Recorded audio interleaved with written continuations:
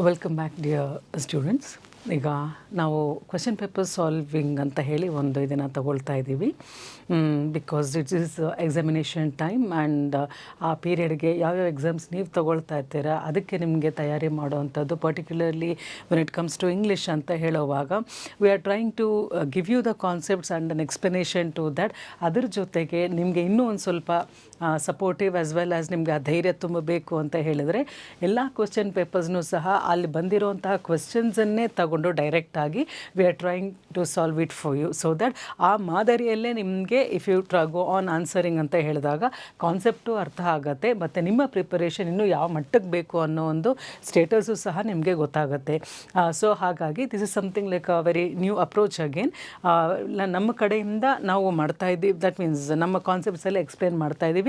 ಅದರದ್ದು separate videos ಬರ್ತಾ ಇದೆ and again catering only to the question paper, ಅಂದರೆ ದ ಎಕ್ಸಾಮಿನೇಷನ್ಸ್ ಅಂತ ಹೇಳುವಾಗ ಯಾವ ಥರ ಕ್ವೆಶ್ಚನ್ ಪೇಪರ್ಸ್ ಬರ್ತಿದೆ ಆ ಕ್ವೆಶ್ಚನ್ ಪೇಪರ್ಸಲ್ಲಿ ಇಂಗ್ಲೀಷ್ ಸಂಬಂಧಪಟ್ಟ ಹಾಗೆ what type of concepts will you have to take up ಅಂತ ಹೇಳಿ and the seriousness of the whole thing. So ಹಾಗಾಗಿ ನಿಮ್ಮ ಲೆವೆಲ್ ಆಫ್ ಅಂಡರ್ಸ್ಟ್ಯಾಂಡಿಂಗ್ ಏನಿದೆ, so that will give you some type of an understanding regarding that also. ಹಾಗಾಗಿ ನಾವು question paper solve ಮಾಡುವಾಗ you can assess yourself. ನಾನು ಇದರಲ್ಲಿ ಎಷ್ಟು ಮಾತ್ರ ಇದ್ದೀನಿ ಅನ್ನೋದು ನಿಮಗೆ ನೀವೇ ಅಸೆಸ್ ಮಾಡ್ಕೊಳ್ಳಿ.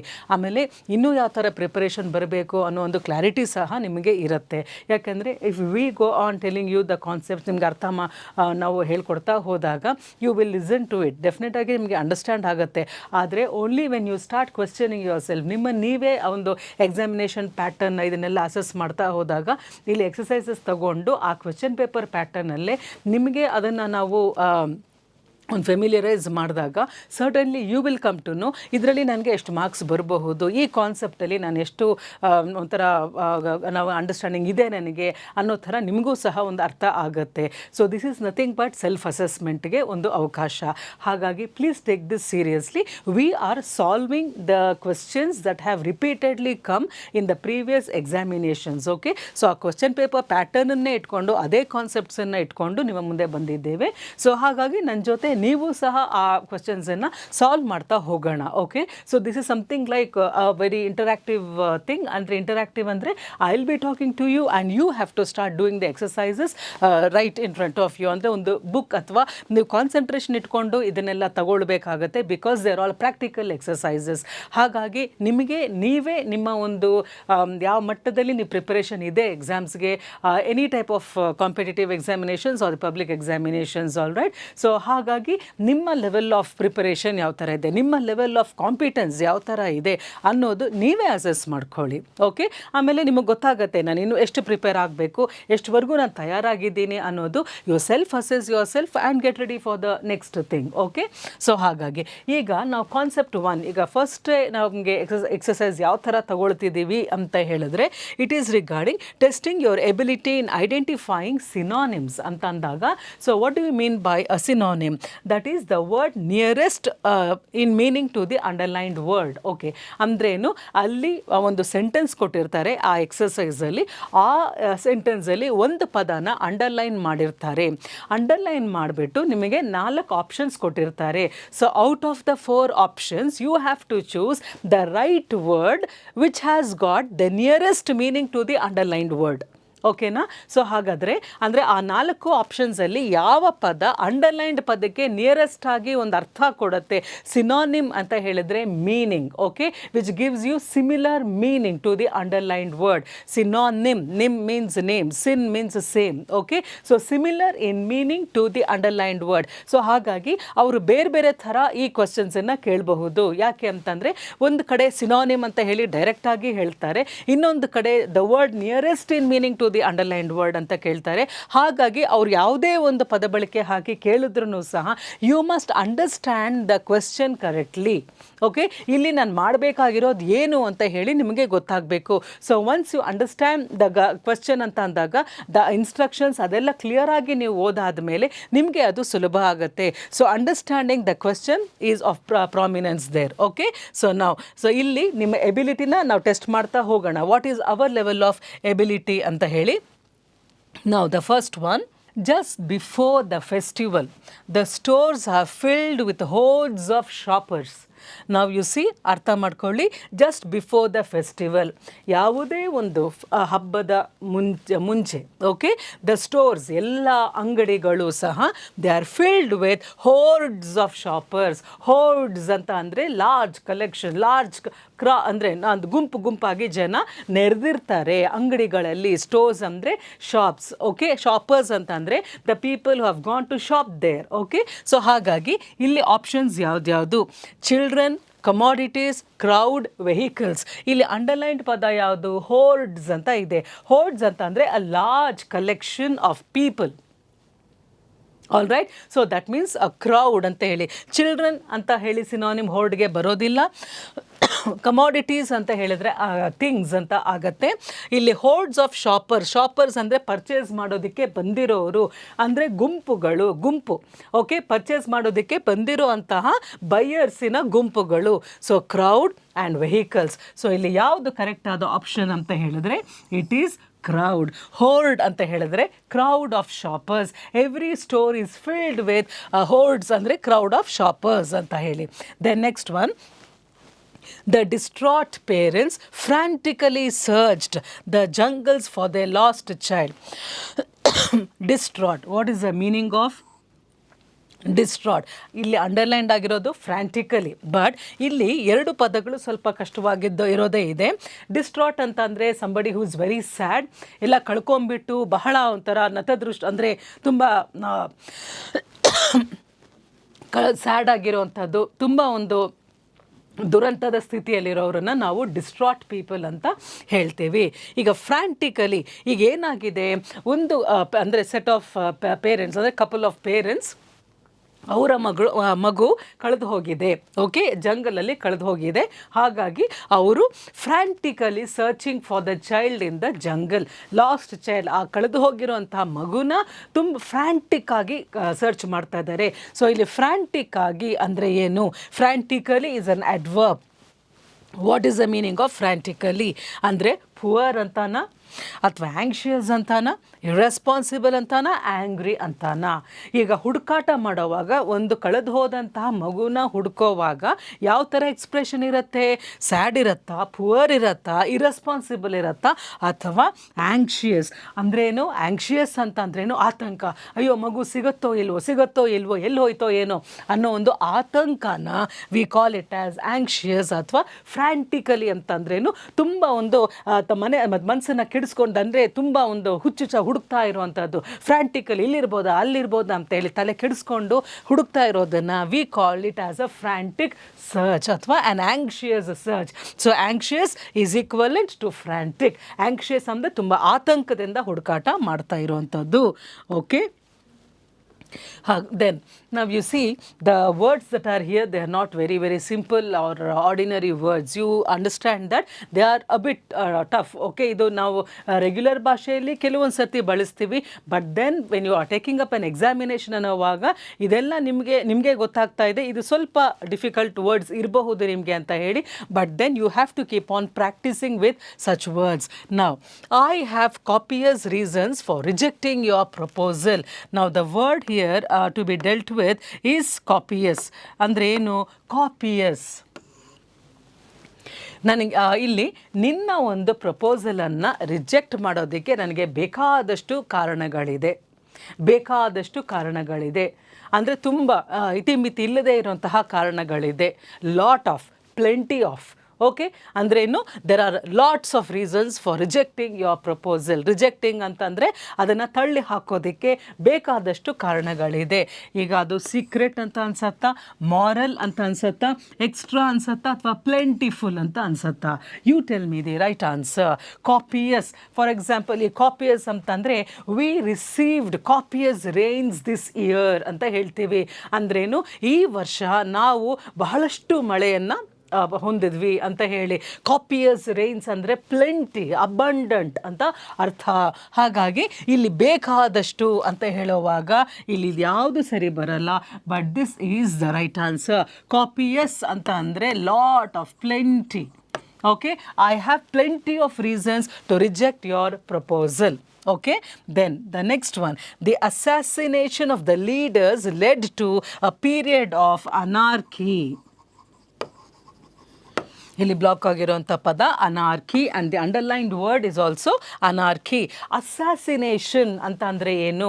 ಅಸಾಸಿನೇಷನ್ ಅಂತ ಹೇಳಿದ್ರೆ ಯಾವ ಒಬ್ಬ ದೊಡ್ಡ ವ್ಯಕ್ತಿನ ಮರ್ಡರ್ ಮಾಡ್ತಾರೆ ಅದನ್ನು ಲೀಗಲ್ ಆಗಿ ನಾವು ಅದನ್ನು ಅಸಾಸಿನೇಷನ್ ಅಂತ ಹೇಳ್ತೀವಿ. ಬರೀ ಒಂದು ಕಿಲ್ಲಿಂಗ್ ಎಲ್ಲೋ ದಾರಿಯಲ್ಲಿ ಹೋಗಿ ಅವ್ರನ್ನ ಮರ್ಡರ್ ಅಂತ ಹೇಳೋದಕ್ಕಿಂತನೂ assassination is a very standard term where a person of prominence ಅಂದರೆ ಒಬ್ಬ ಪ್ರೈಮ್ ಮಿನಿಸ್ಟರು, ಒಬ್ಬ ಪ್ರೆಸಿಡೆಂಟ್, ಒಬ್ಬ ಲೀಡರು ಅವರ ಒಂದು ಮರ್ಡರ್ ಆದಾಗ ಅದು ಏನು ಕಾನ್ಸ್ಪಿರಸಿ ಆಗಿ ಅಂದರೆ ಏನು ಒಂದು ಸಂಚಾಗಿ ಒಂದು ಪ್ಲಾಟ್ ಆಗಿ ಅವ್ರನ್ನ ಕೊಲೆ ಮಾಡಿದಾಗ ಅದನ್ನು ನಾವು ಅಸಾಸಿನೇಷನ್ ಅಂತ ಹೇಳ್ತೀವಿ. ಅಂದರೆ ಒಂದು something like a premeditated murder, preplanned murder, conspired murder ಅಂತ ನಾವು ಹೇಳ್ತೀವಿ. ಅದು ದೊಡ್ಡ ವ್ಯಕ್ತಿಗಳು, ಪ್ರಾಮಿನೆಂಟ್ ವ್ಯಕ್ತಿಗಳನ್ನು ಕೊಲೆ ಅಂತ ಹೇಳಿ ಮಾಡಿದಾಗ ಅದನ್ನು ನಾವು ಅಸಾಸಿನೇಷನ್ ಅಂತ ಹೇಳ್ತೀವಿ. ಈಗ the assassination of the leaders, ಇಲ್ಲೇನಾಗ್ತಿದೆ, ಒಬ್ಬ ಲೀಡರ್ ಅಲ್ಲ ಸುಮಾರು ಜನ ಲೀಡರ್ಸು ಹತ್ಯೆ ಆಗಿದ್ದಾರೆ. ಓಕೆ, ಅಸಾಸಿನೇಷನ್ ಅಂದರೆ ಹತ್ಯೆ, ಬೇರೆಯವರು ಮಾಡಿರೋವಂಥದ್ದು.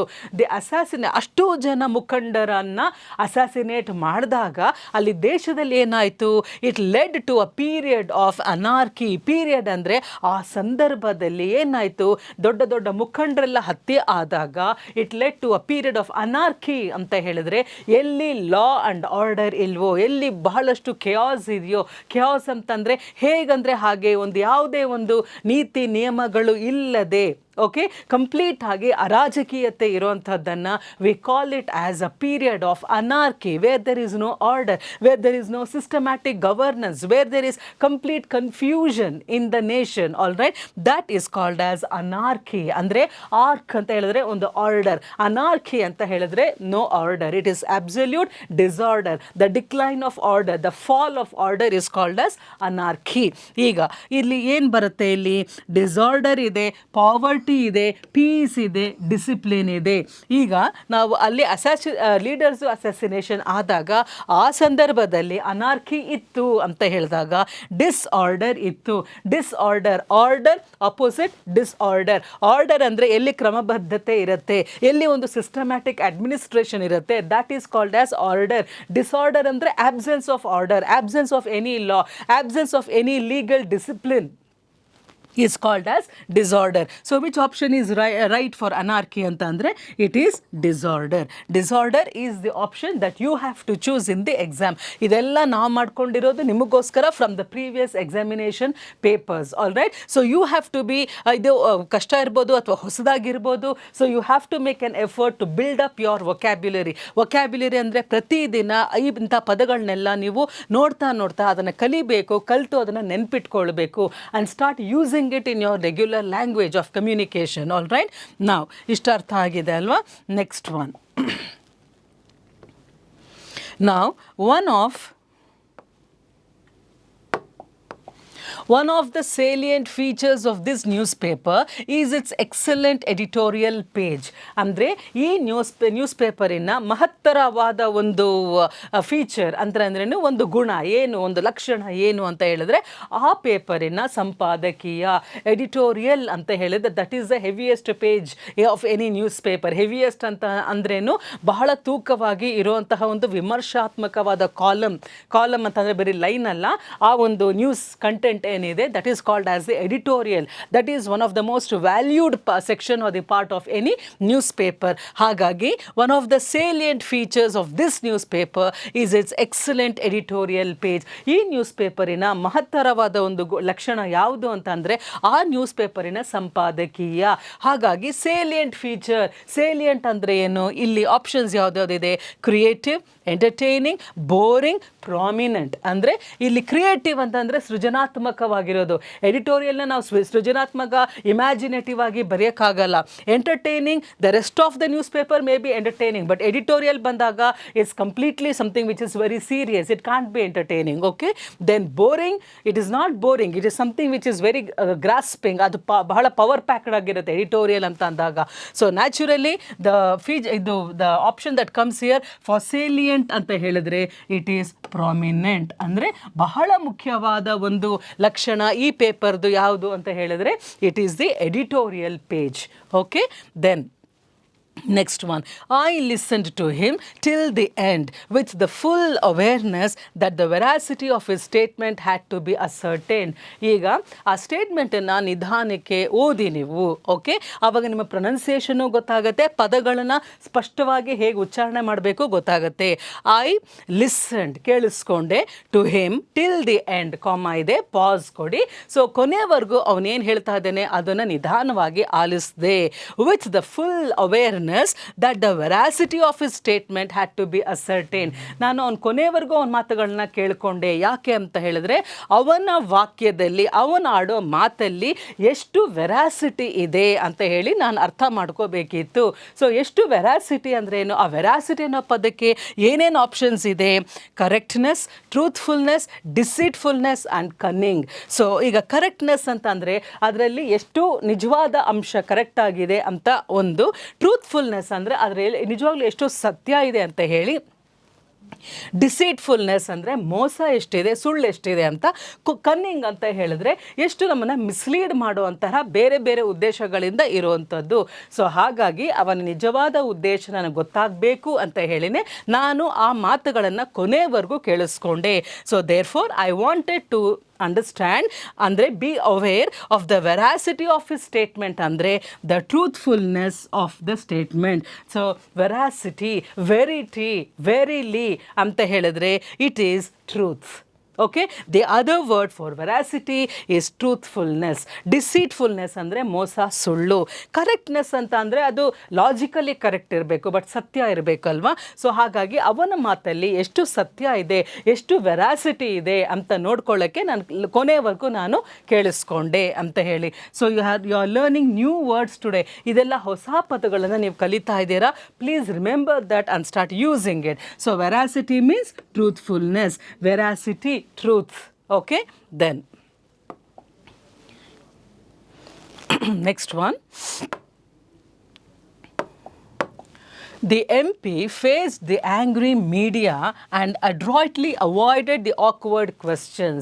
ಈಗ ಇವಾಗ ಸಾಧಾರಣವಾಗಿ ನಾವು ಪಬ್ಲಿಕ್ ಪೀಪಲ್ ಅಥವಾ ಪಾಲಿಟಿಷಿಯನ್ಸ್ನ ನೋಡಿದಾಗ ಎಲ್ಲಿ ನೋಡಿದ್ರು ಆ ಟಿ ವಿ ಮೀಡಿಯಾದವರು ಅವ್ರನ್ನ ಆಕ್ರಮಿಸ್ಕೊಳ್ತಾರೆ ಅಲ್ವಾ. So naturally in one of the circumstances here the M P ಅಂದರೆ ದ ಮೆಂಬರ್ ಆಫ್ ಪಾರ್ಲಿಮೆಂಟ್ ಆ ಪಾಲಿಟಿಷಿಯನ್, ಎಂ ಪಿ ಅಂದರೆ ಫೇಸ್ಡ್ ದಿ ಆಂಗ್ರಿ ಮೀಡಿಯಾ.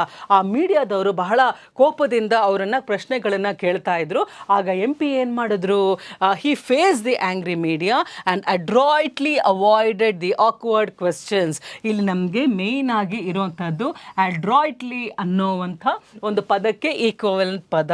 ಅವನು ಅಂಥ ಆಂಗ್ರಿ ಮೀಡಿಯಾನ ನೋಡಿದಾಗ ಬಹಳಷ್ಟು ಯಾವ ರೀತಿ ಅವ್ರನ್ನ ಆಕ್ವರ್ಡ್ನೆಸ್ಸನ್ನು ಅಂದರೆ ಯಾವುದೇ ಒಂದು ಕಾಂಟ್ರವರ್ಸಿಗೆ ಎಡೆ ಮಾಡಿಕೊಡದೆ ಬಹಳ ಸ್ಕಿಲ್ಫುಲ್ ಆಗಿ, ಬಹಳ ನಾಜೂಕಾಗಿ ಅವರ ಪ್ರಶ್ನೆಗಳಿಗೆ ಉತ್ತರ ಕೊಟ್ಟು ಅಲ್ಲಿಂದ ಹೊರಟರು ಅಂತ ಅರ್ಥ. ಸೊ ಅಡ್ರಾಯ್ಟ್ಲಿ ಅನ್ನೋದಕ್ಕೆ ಏನು ಮೀನಿಂಗ್ ಇಲ್ಲಿ? ಕನ್ನಿಂಗ್ ಅಂತಾನ, ಕೇರ್ಫುಲಿ ಅಂತಾನ, ಕ್ಲೆವರ್ಲಿ ಅಂತಾನ, ನೈಸ್ಲಿ ಅಂತಾನ. ಹಾಗಾಗಿ ಕನ್ನಿಂಗ್ ಅಂತ ಹೇಳಿದಾಗ ಕನ್ನಿಂಗ್ ಅನ್ನೋದು ಒಂದು ನೆಗೆಟಿವ್ ಇದು ಬರುತ್ತೆ, ಅಂದರೆ ಏನೋ ಒಂದು ಮ್ಯಾನಿಪುಲೇಟ್ ಮಾಡಿ ಅವ್ರನ್ನ ಸಮಾಧಾನ ಮಾಡೋದು ಅಂತ ಹೇಳಿ. ಕೇರ್ಫುಲಿ ಅಂತಂದರೆ ಬಹಳ ಹುಷಾರಾಗಿ ಅಂತ ಹೇಳಿ. ಕ್ಲೆವರ್ಲಿ ಅಂತ ಹೇಳಿ ಬಹಳ ಬುದ್ಧಿವಂತಿಕೆಯಿಂದ ಅವ್ರಿಗೆ ಏನೇನು ಆನ್ಸರನ್ನು ಕೊಡಬೇಕು ಆ ರೀತಿಯಲ್ಲಿ ಅವ್ರನ್ನ ಹ್ಯಾಂಡಲ್ ಮಾಡಿಬಿಟ್ಟು ಅಲ್ಲಿಂದ ಹೊರಟರು. ಅಂದರೆ ಅವರು ಅವಾಯ್ಡ್ ಮಾಡಲಿಲ್ಲ, ಓಡ್ ಹೋಗಲಿಲ್ಲ ಮೀಡಿಯಾದವ್ರನ್ನ ನೋಡಿ, ಬಟ್ ಫೇಸ್ ಮಾಡಿದ್ರು ಸಹ ಯಾವುದೇ ಒಂದು ಆಕ್ವರ್ಡ್ನೆಸ್ ಇಲ್ಲದೆ, ಅವ್ರಿಗೆ ಮುಜುಗರ ಆಗೋ ರೀತಿಯಲ್ಲಿ ಮಾಡ್ಕೊಳ್ದೆ ಕ್ಲೆವರ್ ಆಗಿ ಅವ್ರಿಗೆ ಉತ್ತರ ಕೊಟ್ಬಿಟ್ಟು ಅಲ್ಲಿಂದ ಹೊರಟರು. ಸೊ ನೈಸ್ಲಿ ಅಂತ ಹೇಳಿದಾಗ ಬಹಳ ಒಂದು ನೀಟಾಗಿ ಹೇಳಿದರು ಅಂತ. ಇಲ್ಲಿ ಅಲ್ಲಿ ಮೀನಿಂಗ್ ವೈಸು ಯಾವುದಾದ್ರೂ ಕರೆಕ್ಟ್ ಆಗ್ಬೋದು, ಆದರೆ ನಿಜವಾಗ್ಲೂ ಕರೆಕ್ಟ್ ಆಗಿರುವಂಥದ್ದು ಯಾವುದು? ಕ್ಲೆವರ್ಲಿ, ಬಹಳ ಬುದ್ಧಿವಂತಿಕೆಯಿಂದ, ಅಂದರೆ ಅಲ್ಲಿ ಜಾಣ್ಮೆಯಿಂದ ಅವ್ರನ್ನ ಹೇಗೆ ಹ್ಯಾಂಡಲ್ ಮಾಡಬೇಕು ಅದನ್ನು ಮಾಡಿಬಿಟ್ಟು ಅವ್ರು ಏನೇನು ಪ್ರಶ್ನೆಗಳನ್ನು ಕೇಳಿದ್ರು, ಆಕ್ವರ್ಡ್ ಅಂದರೆ ಮುಜುಗರ ಪಡಿಸುವಂಥ ಪ್ರಶ್ನೆಗಳನ್ನು ಅವ್ರು ಉತ್ತರಿಸ್ಬಿಟ್ಟು ಅಲ್ಲಿಂದ ಹೊರಟರು ಅಂತ ಅರ್ಥ. So today another word that you have learned ಅಂತ ಹೇಳಿದರೆ ಇಟ್ ಈಸ್ ಅಡ್ರಾಯ್ಟ್ನೆಸ್. ಅಡ್ರಾಯ್ಟ್ ಅಂತ ಹೇಳಿದ್ರೆ being very very clever, being very skillful in handling the situations, that is called as to being adroit. Okay, then Next one, he generally wore a look of boredom but came out with scintillating ideas in science. ಈಗ ನಾವು ಕೆಲವರು ವ್ಯಕ್ತಿಗಳನ್ನು ನೋಡಿದಾಗ ಅವ್ರ ಮುಖ ನೋಡಿ ನಾವು ಮೊಳ ಹಾಕಬಾರ್ದು ಅಂತ ಹೇಳ್ತಾರೆ. That means appearances are deceptive. Dull ಆಗಿ ಮುಖ ಇರುತ್ತೆ, but then they may be very bright inside. Okay, they may be very intelligent inside. ಆದರೆ ಹೊರಗಡೆ ಕಾನ್ಫಿಡೆಂಟ್ ಆಗಿ ಬಹಳ ಇಂಟೆಲಿಜೆಂಟ್ ಆಗಿ ಕಾಣೋರು ಒಳಗಡೆ ದಡ್ರಾಗೇ ಇರಬಹುದು ಅಥವಾ ದುಃಖದಲ್ಲಿ ಇರಬಹುದು. ಸೊ ಮುಖದಿಂದ ನಾವು ಏನು ಅಳತೆ ಮಾಡಕ್ ಆಗೋದಿಲ್ಲ. ಇಲ್ಲಿ ಏನು ಅರ್ಥ ಇದೆ? He generally wore a look of boredom ಅಂದರೆ ಸಾಧಾರಣವಾಗಿ ಅವನ ಮುಖದ ಒಂದು ಎಕ್ಸ್ಪ್ರೆಷನ್ ಯಾವ ಥರ ಇತ್ತು, ಮುಖಭಾವನೆ, it was something as if he was always bored. ಅಂತಂದ್ರೆ ಏನು, ಲುಕ್ ಆಫ್ ಬೋರ್ಡಮ್ ಅಂದರೆ ನನಗೆ ಯಾವುದರಲ್ಲೂ ಆಸಕ್ತಿ ಇಲ್ಲ ಅನ್ನೋ ಥರ ಒಂದು ಡಲ್ ಆದ ಒಂದು ಎಕ್ಸ್ಪ್ರೆಷನ್ ಇರ್ತಾ ಇತ್ತು. But came out with scintillating ideas in science ಅಂದ್ರೆ ಏನು, ಆದರೆ ಸೈನ್ಸ್ ವಿಷಯದಲ್ಲಿ ಬಂದಾಗ ಆ ಬೋರ್ಡಮಿನ ಲುಕ್ ಇಲ್ಲದೆ ಸಿಂಟಿಲೇಟಿಂಗ್ ಐಡಿಯಾಸ್. ಸಿಂಟಿಲೇಟಿಂಗ್ ಇಲ್ಲಿ SC ಅಂತ ಹೇಳುವಾಗ ಸ್ಕಿಂಟಿಲೇಟಿಂಗ್ ಅನ್ಬಾರ್ದು, ಇಟ್ ಈಸ್ ಸಿಂಟಿಲೇಟಿಂಗ್ ಐಡಿಯಾಸ್ ಅಂದ್ರೆ ಏನು, ಫ್ಲಾಶಸ್ ಆಫ್ ಬ್ರಿಲಿಯನ್ಸ್. ಅಂದರೆ ಸೈನ್ಸ್ ವಿಷಯ ಅಂತ ಬಂದಾಗ ಅಲ್ಲಿ ಒಂಥರ ರೇಡಿಯನ್ಸ್ ಥರ ಅವ್ರಿಗೆ ಅಂತ ಒಂದು ಫ್ಲಾಶ್ ಆಗ್ತಾ ಇತ್ತು ಐಡಿಯಾಸ್ ಅಂತೇಳಿ. ಮುಖ ಸಹ ಅರಳ್ತಾ ಇತ್ತು, ಮುಖ ಸಹ ಹೊಳಿತಾ ಇತ್ತು. Scintillating. So but came out with scintillating ideas. So ಅವರ ಆಲೋಚನೆಗಳು ಯಾವ ಥರ ಇತ್ತು ಅಂತ ಹೇಳಿದ್ರೆ ಸೈನ್ಸಲ್ಲಿ bright, careful, experimental, proven. Bright ಅಂದರೆ ಹೊಳೆಯ ಅಂತಂದ್ರೆ ಸಮಥಿಂಗ್ ವಿಚ್ ಇಸ್ ರೇಡಿಯಂಟ್, ಬಹಳ ಒಂದು something which is really flashy ideas ಅಂದರೆ ಯಾರಿಗೂ ಹೊಳಿದೇ ಇರುವಂತಹ ಐಡಿಯಾಸ್ ಎಲ್ಲ ಅವ್ರಿಗೆ ಹೊಳಿತಾ ಇತ್ತು. Careful, you know the meaning, ಬಹಳ ಹುಷಾರಾಗಿರೋ ಐಡಿಯಾಸ್ ಅಂತ. Experimental, something which can be experimented. Proven, already that which ಅದನ್ನು ಯಾವುದು ನಾವು ಪ್ರೂವ್ ಮಾಡೋಕ್ಕೆ ಸಾಧ್ಯನೋ ಅದು. ಸೊ ಈ 4 ಆಪ್ಷನಲ್ಲಿ ನಿಮ್ಗೆ ಯಾವ್ದು ಕರೆಕ್ಟ್ ಅನ್ಸುತ್ತೆ? He had bright, radiant, brilliant ideas in science ಅಂತ ಹೇಳುವಾಗ it is bright ideas.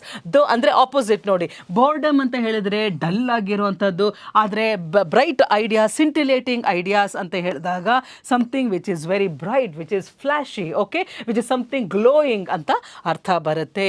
So again one more new word that you have learned is scintillating performance. ಈಗ ಒಬ್ಬರು ಆ್ಯಕ್ಟರ್ ಬರ್ತಾರೆ, ವಾಟ್ ಅ ವಂಡರ್ಫುಲ್ ಪರ್ಫಾರ್ಮೆನ್ಸ್ ಅಂತ ಹೇಳೋದಕ್ಕೂ what a ಸಿಂಟಿಲೇಟಿಂಗ್ performance ಅಂತ ಹೇಳಿದ್ರೆ something which is ಅಂದರೆ ಸಿಂಟಿಲೇಟಿಂಗ್ ಅಂದರೆ ಅಬ್ಸಲ್ಯೂಟ್ಲಿ ಬ್ರಿಲಿಯಂಟ್ ಪರ್ಫಾರ್ಮೆನ್ಸ್ ಅಂತ ಅರ್ಥ.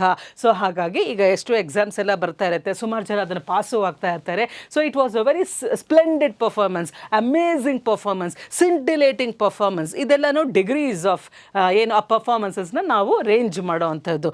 ಹಾಗಾಗಿ ಸಿಂಟಿಲೇಟಿಂಗ್ ಅಂದರೆ ವೆರಿ ಬ್ರೈಟ್ ಪರ್ಫಾರ್ಮೆನ್ಸ್ ಅಂತ ಅರ್ಥ. Okay, next one.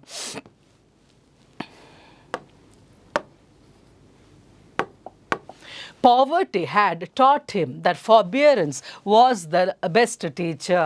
ಈಗ ಅಂಡರ್ಲೈನ್ಡ್ ವರ್ಡ್ ಬಂದು ಫಾರ್ಬಿಯರೆನ್ಸ್ ಅಂತ ಇದೆ. ಪಾವರ್ಟಿ ಅಂದರೆ ಏನು? ಬೀಯಿಂಗ್ ಪುವರ್, ಬಡತನ, ಪಾವರ್ಟಿ. ಇದೆಲ್ಲ ನೋಡಿ ನೀವು ಇದು ಮಾಡ್ಕೋಬೋದು, ಪೊಯೆಟ್ರಿ ಬೇರೆ, ಪಾವರ್ಟಿ ಬೇರೆ. ಸೊ ಕನ್ಫ್ಯೂಸ್ ಆಗಬಾರ್ದು. ಪಾವರ್ಟಿ, ಪುವರ್, ಬಡವಾಗಿರುವಂಥದ್ದು. ಪಾವರ್ಟಿ, ಬಡತನ. So poverty had taught him. Taught ಅಂತ ಅಂದ್ರೆ ಏನು? ಇಲ್ಲಿ ನೀವು ಕನ್ಫ್ಯೂಸ್ ಆಗಬಾರ್ದು. ಥಾಟ್, THOUGHT, ಥಾಟ್ ಅಂದರೆ ಅಂದ್ಕೊಳ್ಳುವಂಥದ್ದು. ಬಟ್ TAUGHT ಅಂತಂದರೆ ಕಲಿಸಿರೋದು. ಅಂದರೆ ಪಾವರ್ಟಿ ಏನನ್ನ ಕಲಿಸಿತ್ತು?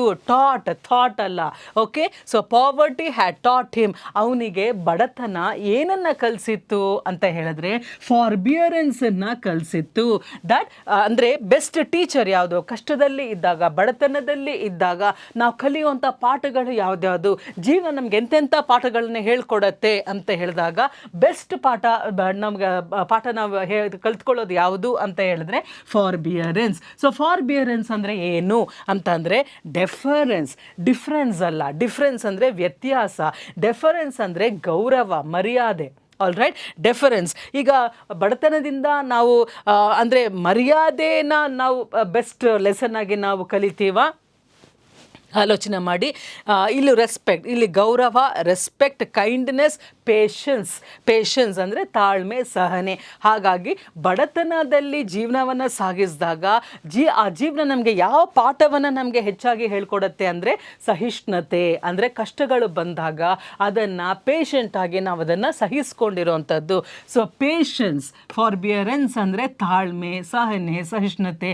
Patience is the equivalent word for forbearance. Forbearing attitude ಅಂತ ಹೇಳಿದಾಗ ಅದನ್ನು ಸಹಿಸೋ ಅಂತಹ ಒಂದು ಗುಣ.